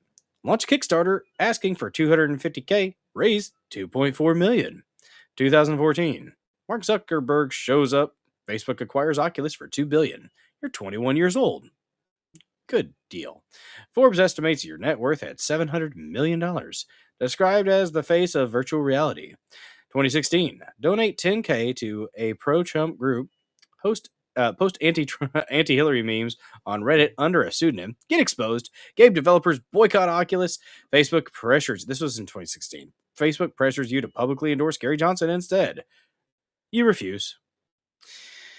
2017, he got fired from his own company. Zuckerberg won't say why. Negotiate a $100 million payout for wrongful termination immediately. Found Anduril Industries. Name it after Aragorn's sword from Lord of the Rings. Anduril. Partner with Peter Thiel. Start building autonomous weapons and AI defense systems. 2020 to 2024. We're in a $1 billion contract with the U.S. Special Operations Command. Drones deployed to Ukraine. Revenue doubles to $1 billion. Take over Microsoft's $22 billion military headset contract. Pentagon can't stop writing you checks. 2022. Build a VR headset that literally kills you if you die. In game. What? Inspired by Sword Art Online. Why is that a thing you would create? You probably shouldn't do that. I need to look into that. That's concerning. Inspired by Sword Art Online. Fun anime. One of the seasons got kind of weird, but 3 explosive charges aimed at your forehead. Call it office art. It won't be the last. Okay.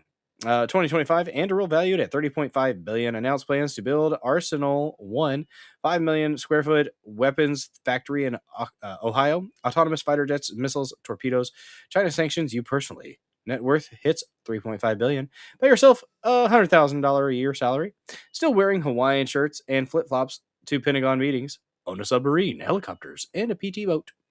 Keep one of the world's largest video game collections underground. Married a woman who sews historically accurate Tudor costumes. Nice. Won first place at the Texas Renaissance Festival dressed as Henry VIII. Sword Art Online author drew your wedding gift. From garage tinkerer to youngest self-made billionaire to America's most important defense contractor. All while looking like he's heading to a beach party. Flops and the Hawaiian shirt and the mullet and the facial hair. This dude is winning at life, and he's got fuck you money. Gotta love Full Dive. Yeah. Man. Good for him. Palmer lucky. You guys want to see a SpaceX rocket re-enter the atmosphere? Let me see. There we go. So this was from somebody in California, I think. Maybe. Yeah, San Francisco. Dragon re-entering the atmosphere. Really cool. I thought it was pretty cool.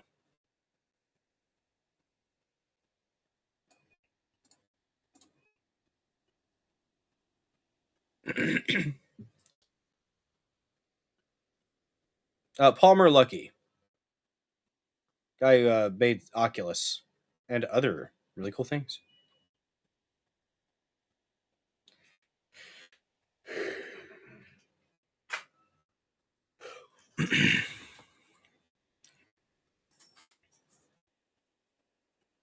Dragons for the win.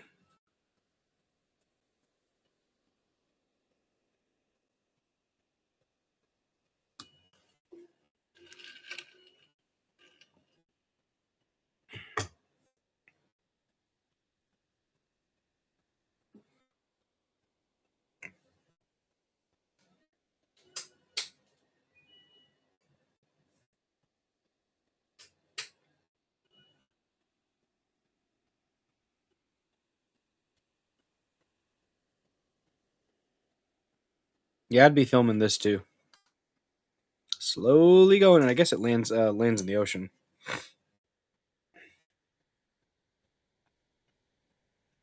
You know, Elon's got some really cool ideas about putting data centers in space. Because one of the struggles that data centers have on Earth is the cooling processes, and they need a lot of water. If you go up to space, you don't have to worry about that, right? It's thought. Thought. Ow.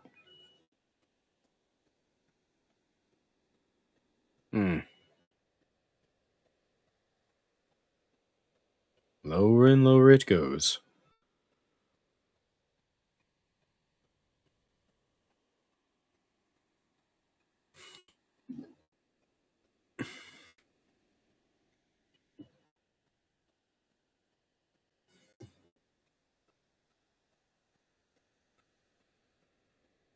Beach party for satellite confirmed.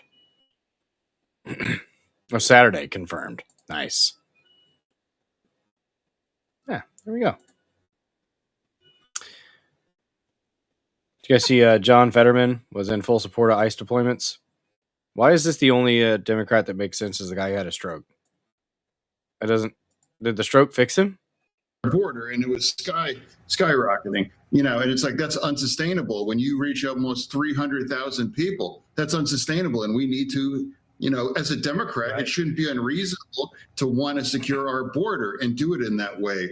And now let's also talk about ICE. Now, absolutely, again, what happened in Minneapolis was absolutely tragic.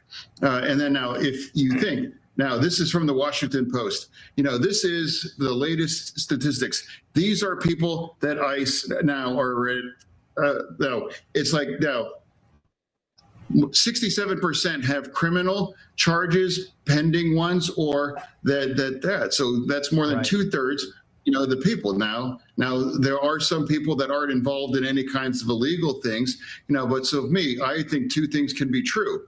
You know, round up all the criminals, deport them. They shouldn't have ever been here, and they definitely have to go. And now I don't know, want to see more and more things happening in Minneapolis now too. So two things must be true. And I strongly reject the extreme on either side, you know, about this now. So we must be true. And, you know, I watched you earlier in your show. You just pointed out President Obama deported, you know, millions of people, and there wasn't having the same kind of outrage here, you know, here is from Democrats. Ooh. Entropy Nomad sent a message on X. Just a second here. Let me pull that up really quick. Take a look at that. I don't understand how John Fetterman's the only one making sense. That's crazy to me. Absolutely crazy. Darn it, what is... Never before seen footage of the new aerial maneuver by the F-22 Raptor. It transitions from an unrestricted climb to a Frederick roll. The Frederick roll was just named after Frederick Astilovich late last year. Check this out. This is cool. Just a second here. Stop sharing there. Thanks for sharing, Entropy. Appreciate you.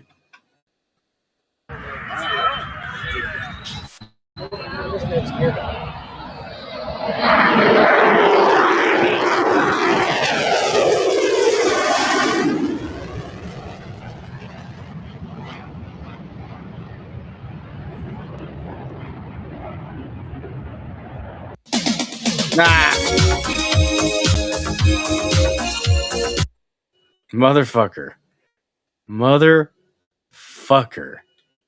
I didn't even see it coming. I should have. Frederick Roll. My God. Entropy Nomad. I don't know if you're here still. But if you are, you got me. You got the dozer. You got the dozer. There he is. You son of a bitch. that was fucking well. That was well done. That was beautiful. I hate you, but I love you. that was great. Oh, goodness gracious. Oh my gosh. That was wonderful. So guys, I saw this thing. It was on that's probably the last thing we do tonight. But I should have played the pigeon vid. Where's the pigeon vid at? Where'd that go? Did I miss something?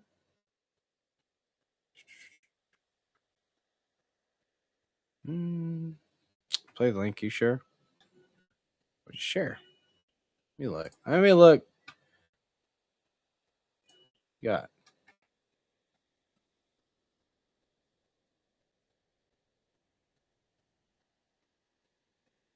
Nope.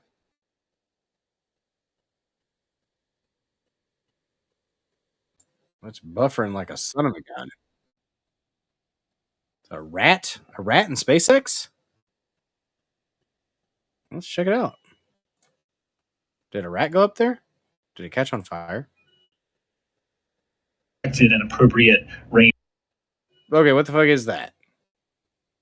There's something moving right there. I don't know if it's a rat. I don't think it's a rat. Where we should be. So that all that means is that everything is going according to plan.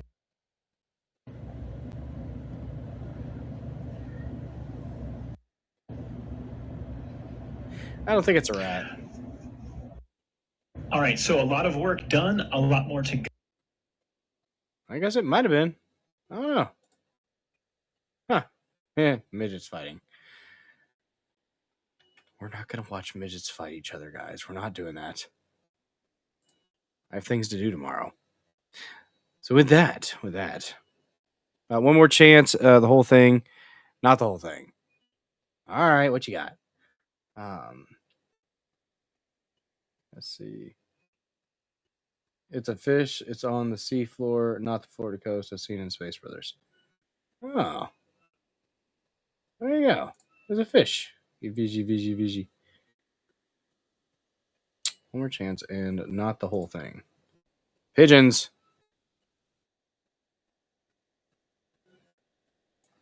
Well, we're going to watch something about pigeons. NSE on BBC Pigeon.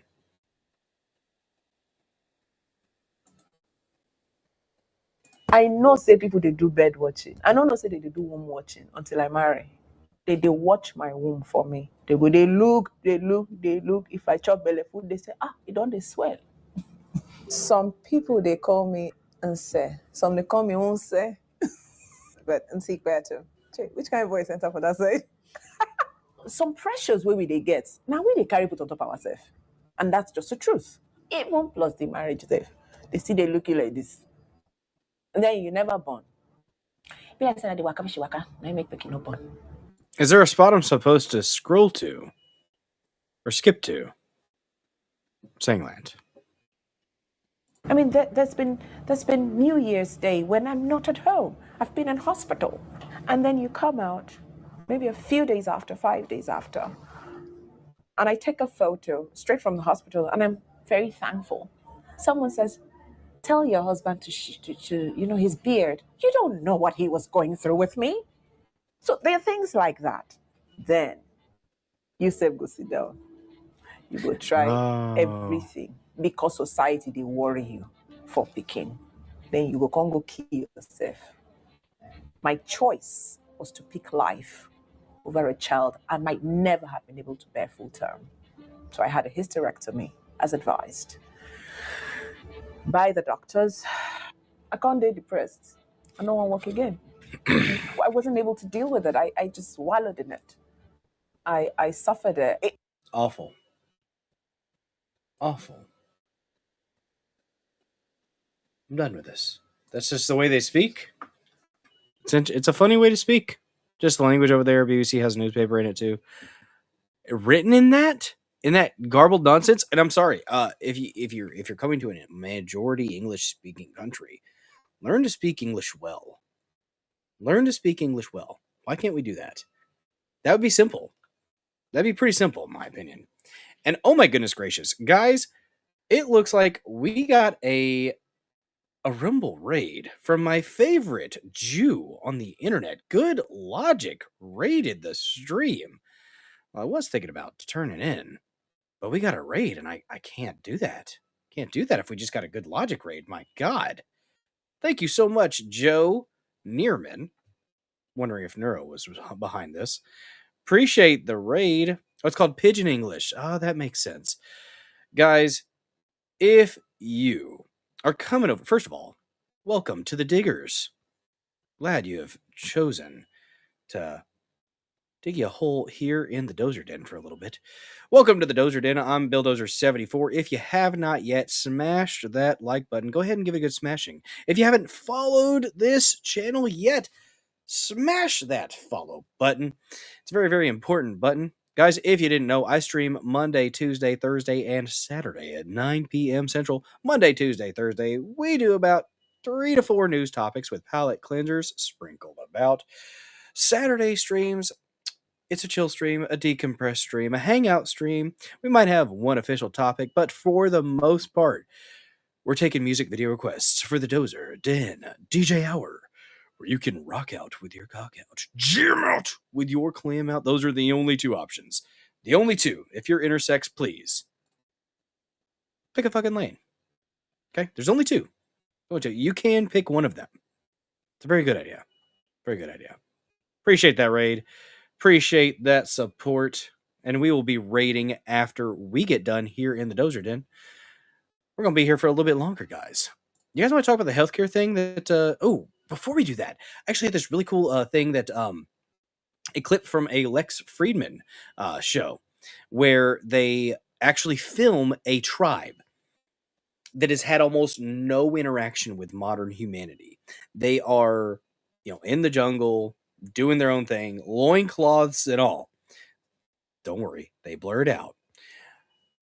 But it is truly amazing to see how a secluded people just don't advance. They're continuing to do, they don't have a need to, evidently. And they're doing okay on their own. So I like that we're able to see it, but I have to wonder if this is the right thing for them to be doing. I really do have to wonder if this is the right thing for them to be doing. They give them a whole boat full of bananas and stuff. But new, never-before-seen footage of an uncontacted Amazonian tribe has been released by author Paul Rosali on Lex Friedman's show. The tribe was seen lowering their weapons before they were given a canoe of food. Rosalie is a conservationist who has reportedly spent 2 decades working in the Amazon. This is pretty cool. Also, pretty dangerous because, cannibalism is a thing with some of these tribes. But see, as they come closer, they start laying down their... See, he's laying down his bow and arrow. And now they're all standing in a relaxed... Yeah. Thank God for the blurs. So wait, their bellies have wrap around them, but no loincloths. Smiling? Are they smiling? Smiles come at some point. Well-placed blurs, thank God. I would say that one of these guys seemed like in a leadership position. He did most of the talking. Did you have a sense of hierarchy at all, like the boss? So I wonder what language they're speaking, and I wonder if there's anybody that understands their language, or if they have their own little thing there in their tribe. Again, there was just these 2 dominant guys, and like this guy and one other guy who looked almost like him, like his brother. That's Manny Pacquiao. Yeah. Gesturing. He does. He looks a little bit like Manny Pacquiao. This guy right here. That ain't right. Don't forget to repost this stream on Rumble, y'all. But see, even that, as he's pointing, what are you pointing at? Yeah, they were pretty. They're pretty hungry. And okay, so like, this is gonna sound horrible. Like, I'm not calling them wild animals, but what do they tell you at the parks, the national parks and stuff like that? They say don't feed the animals. They don't, because they can get dependent on you. What if this is affecting, like, should they be doing this? Should we even be interacting with these people? Like, is this actually doing them harm? Exposing them to modern humans? Is this something ethically that should be happening? It's a nice thought. It's you want to help struggling humans, yes, but like, I don't know. Play Klaus versus Kinski the monkey. 27 seconds. Maybe in a minute. Sertorius, thanks for sharing.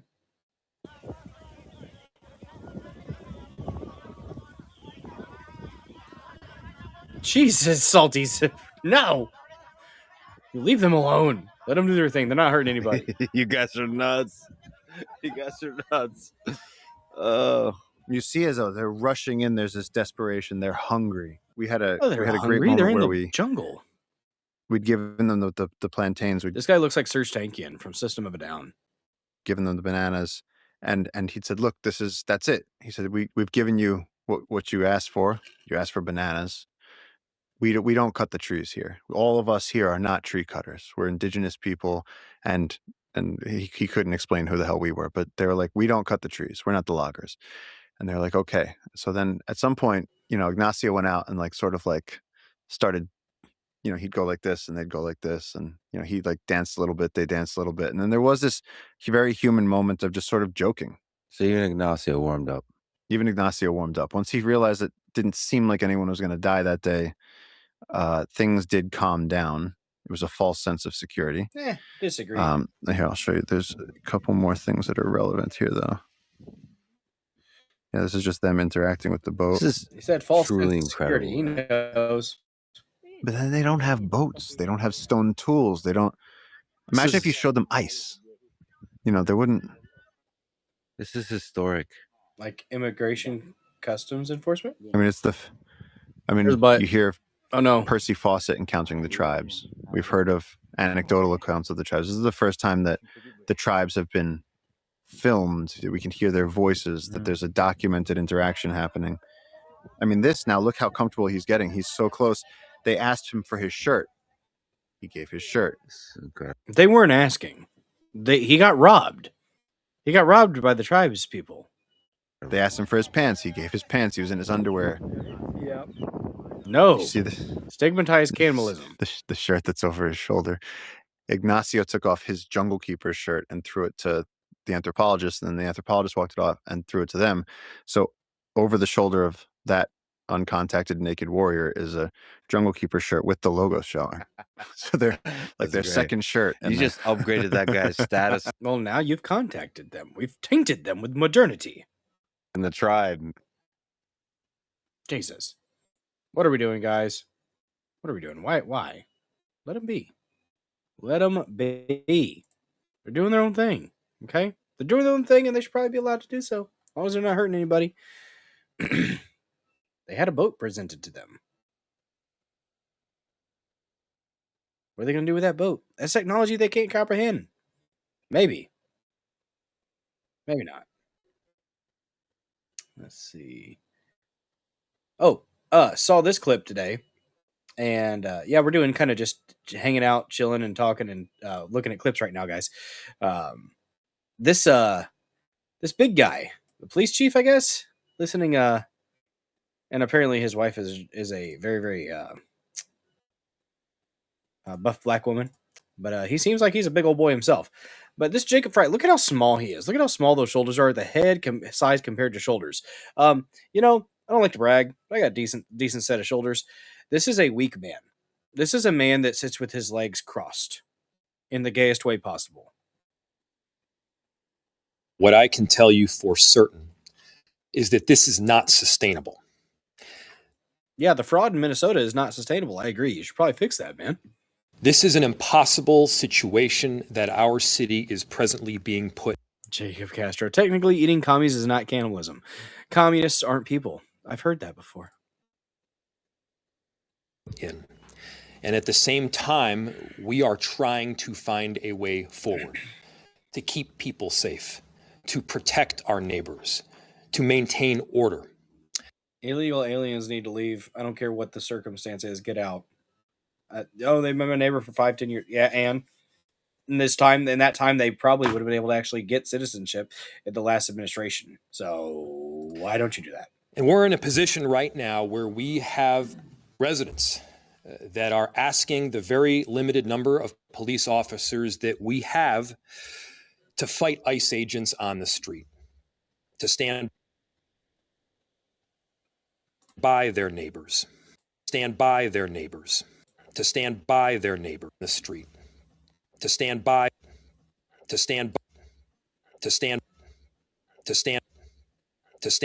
their neighbor. Yeah, I don't think he liked that idea. He wants his police to fight ICE in the streets. Again, the Insurrection Act is a thing. We cannot be at a place right now in America where we have two governmental entities that are literally fighting one another. Well, then maybe you should shut up about it and stop asking for it. Sertoria shared something. Klaus Kinski versus the monkey. There's a monkey, guys. A monkey is involved here.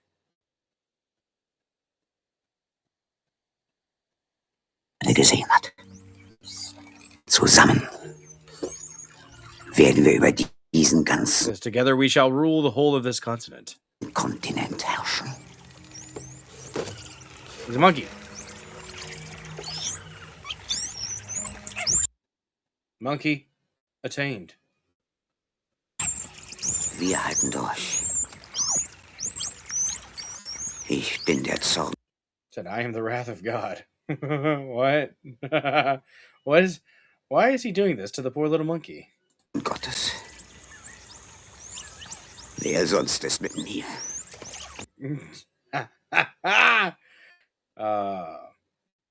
That's funny. That was funny. Oh, dang. What's going on? Oh, shit. This is actually really cool. This is actually a really cool video. I don't usually watch music videos on weekdays, guys. This did just pop up, though.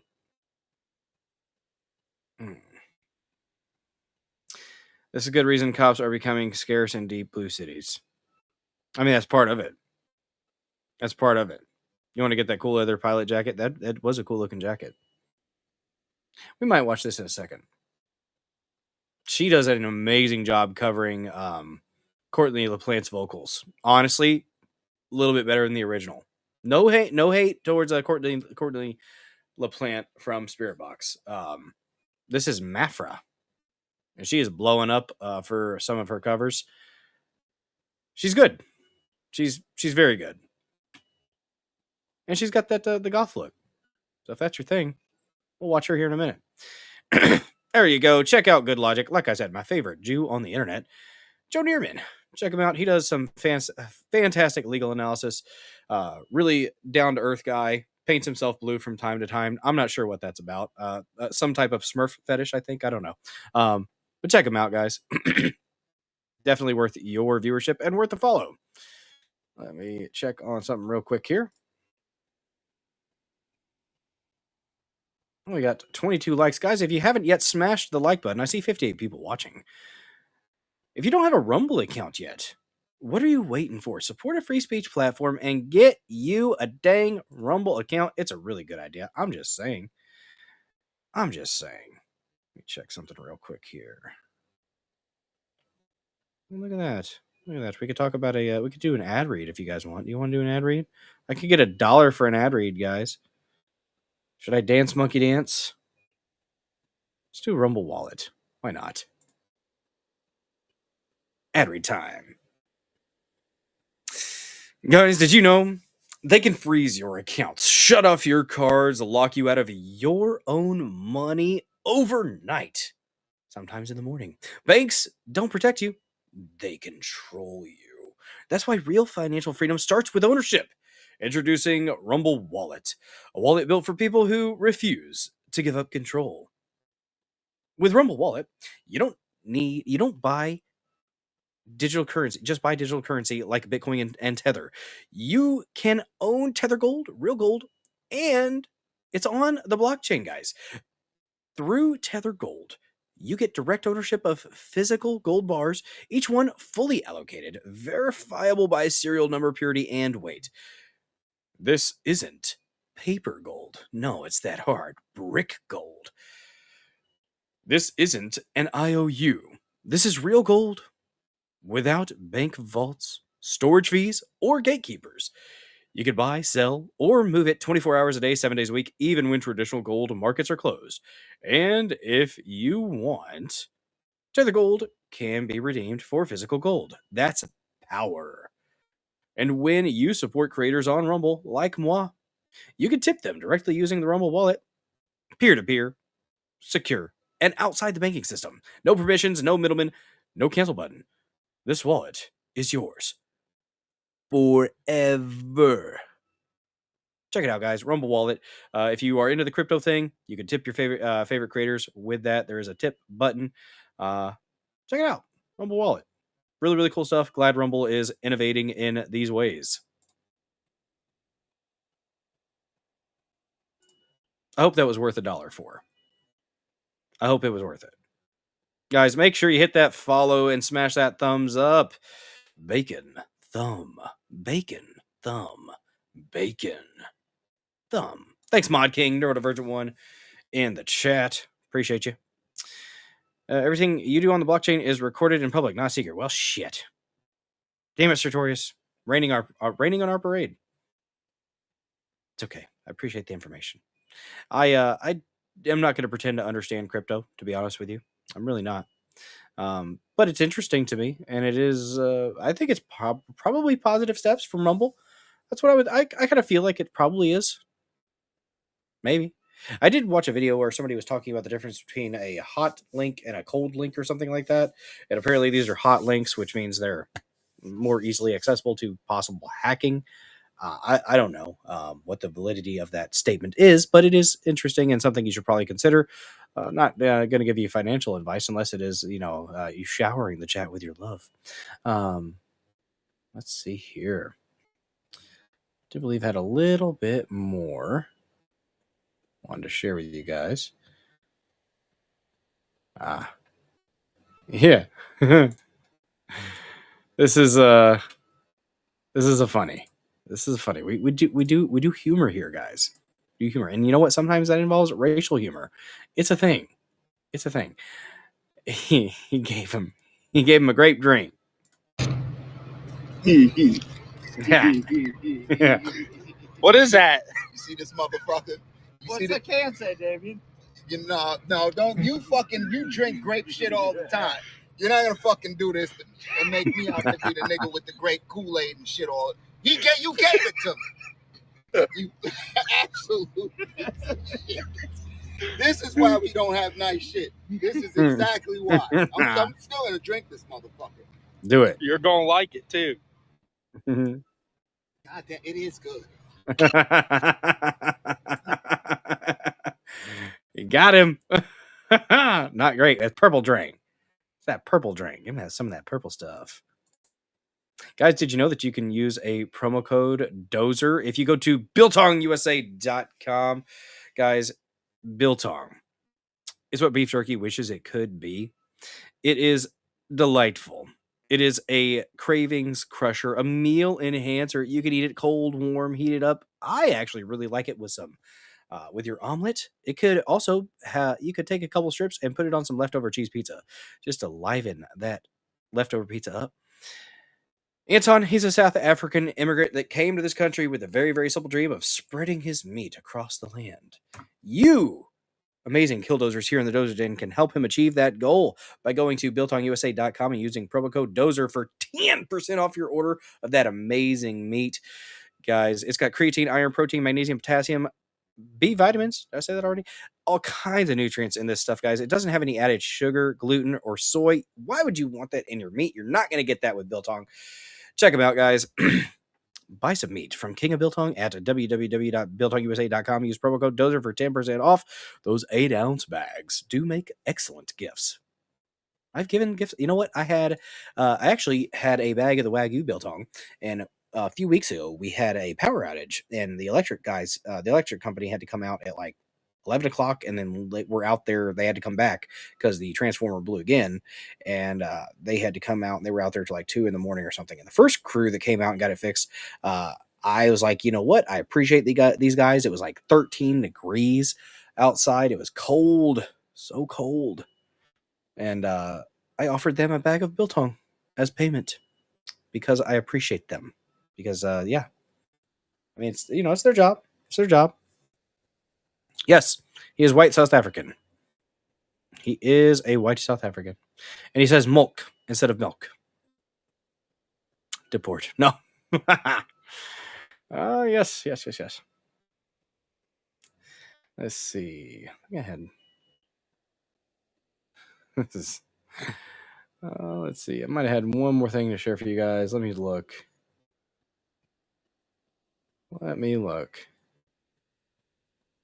Actually, I think we're about done with all that. Let me go to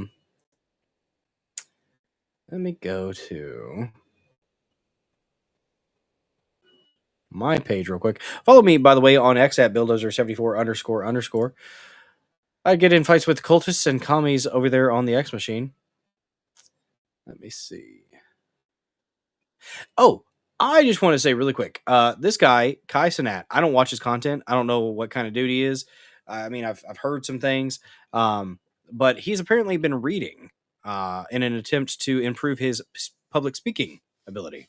And there are some people that are kind of roasting him for doing something that is admirable. This is just learning. This is how you learn when you're reading. And if you're not every now and then reading things that make you go, hey, what the heck does that word mean? And you have to look it up, you might want to change up what you're reading, because this is a way to improve your vocabulary. And people that are making fun of him for it, you got crabs in a bucket mentality, my friends. Don't mock somebody for trying to better themselves. Our time and location, creating and implementation intention is a strategy you can use. You can use pair a new habit with a specific time and location. The implementation intention formula is I will behavior and time and location. Habit stacking is a strategy you can use to pair a new habit with a current habit. The habit stacking formula is after current habit, I will new habit. And that is time. Company 123, December 24th. Stating again, I am reading to articulate myself better for the future. See y'all next time. I'm left off at page 79. Our time and good on you, dude. Like one of the ones that he was looking for, he ran across the word reciprocity, and he didn't know how to pronounce it, so he used his phone to pronounce it for him, and then he copied, and he was learning as he was going. And I'm just like, why would you make fun of somebody for trying to be better, trying to learn? It does not make sense to me that would be a thing. Oh, really quick, guys, really quick. Had something from President Trump about healthcare.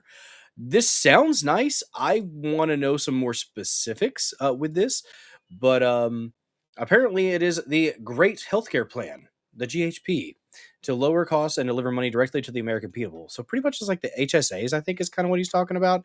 But let's go ahead and listen to this really quick, and then we will send out the crew to another show and raid out.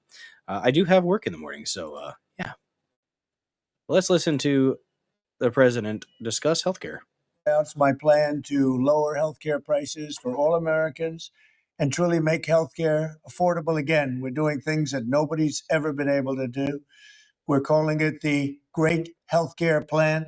Instead of putting the needs of big corporations and special interests first, our plan finally puts you first and puts more money in your pocket. The government is going to pay the money directly to you.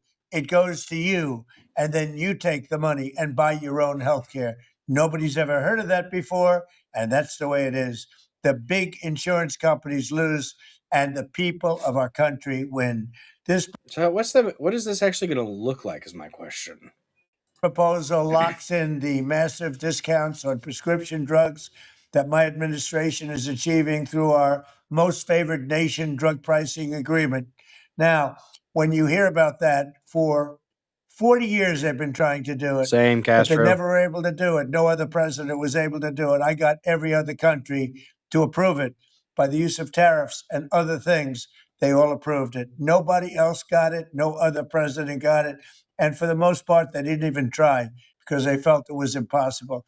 It'll bring down drug prices 80, 90%, in some cases, just numbers that nobody's ever heard of before. Your prescription drugs will come way, way down. And under this policy, the prices of many drugs will be slashed by 300, 400, and even 500% starting this month at the TrumpRx.gov. So instead of Americans paying, I don't know if I like a TrumpRx.gov, but we'll see how it goes. The highest drug prices in the world, which we have for decades, we will now be paying the lowest cost paid by any other nation. So any other nation that's paying the lowest cost, that's what we're going to pay. And the American people will get the savings. So I have to reiterate, the lowest price in the world is what you're going to pay.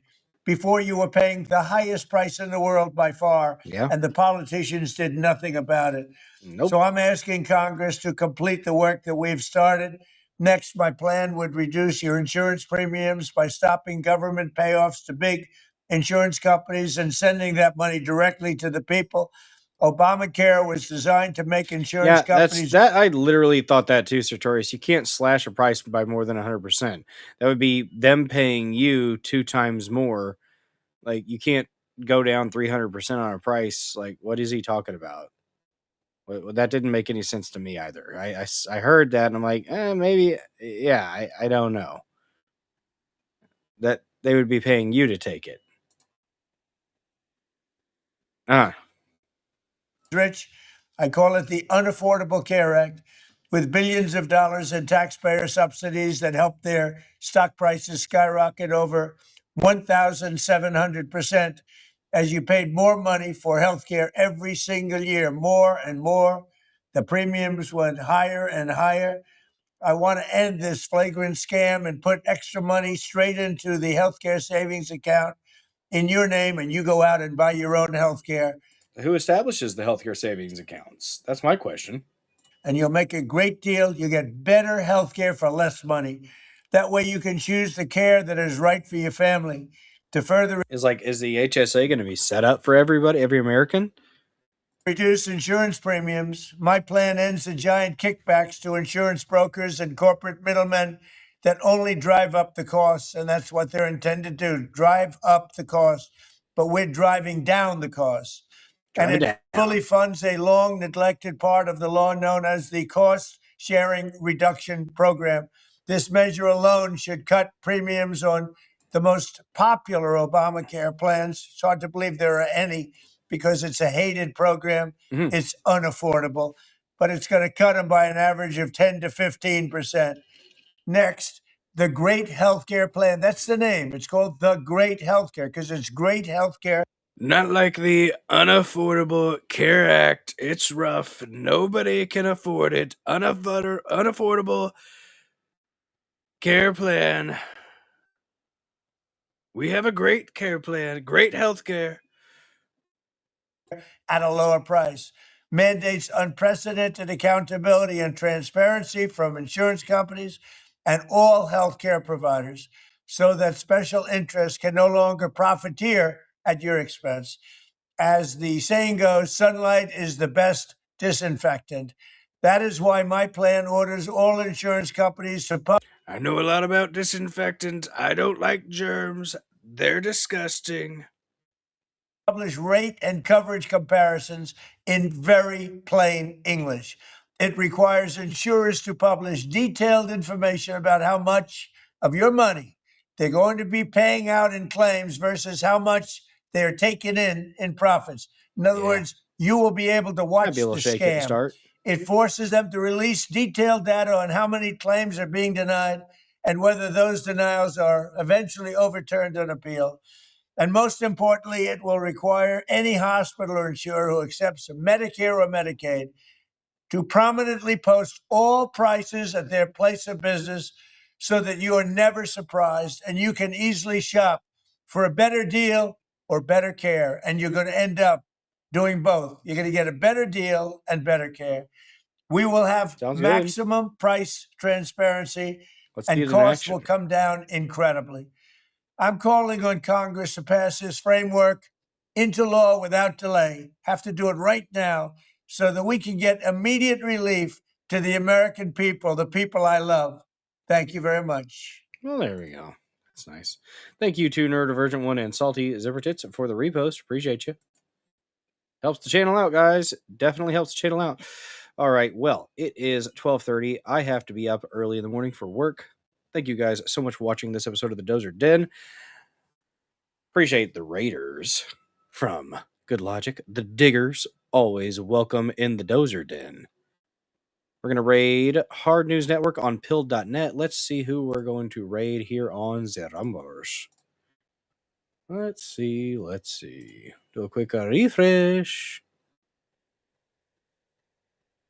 And we're going to figure out who we're going to raid here on Rumble.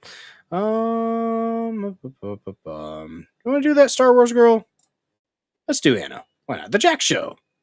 We'll raid the Jack Show. Hopefully they raid out afterwards. I don't know if they do or not. But hey, Cecil's here on Rumble, and Anna is too. Cecil got nuked on the YouTube, so he's been hanging out on Rumble, which is cool.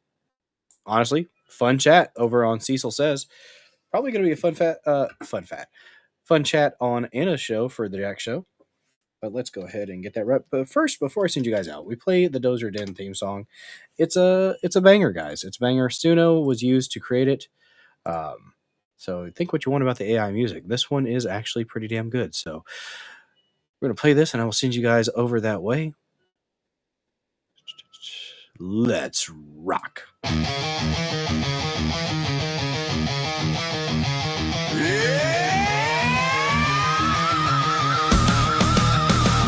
Land of power, land of might, exceptional rage, endless fight, patriot bulldozer, leading the way, crushing all foes, making them pay.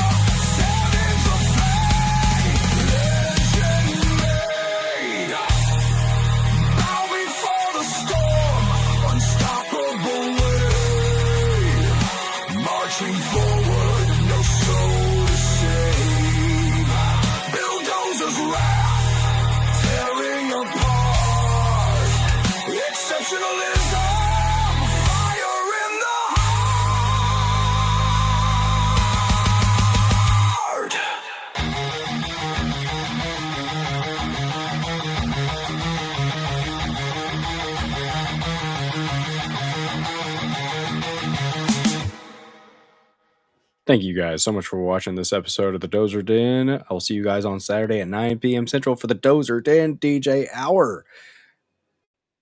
Have a good time, guys. Good time on Saturdays. We usually go quite long on Saturdays.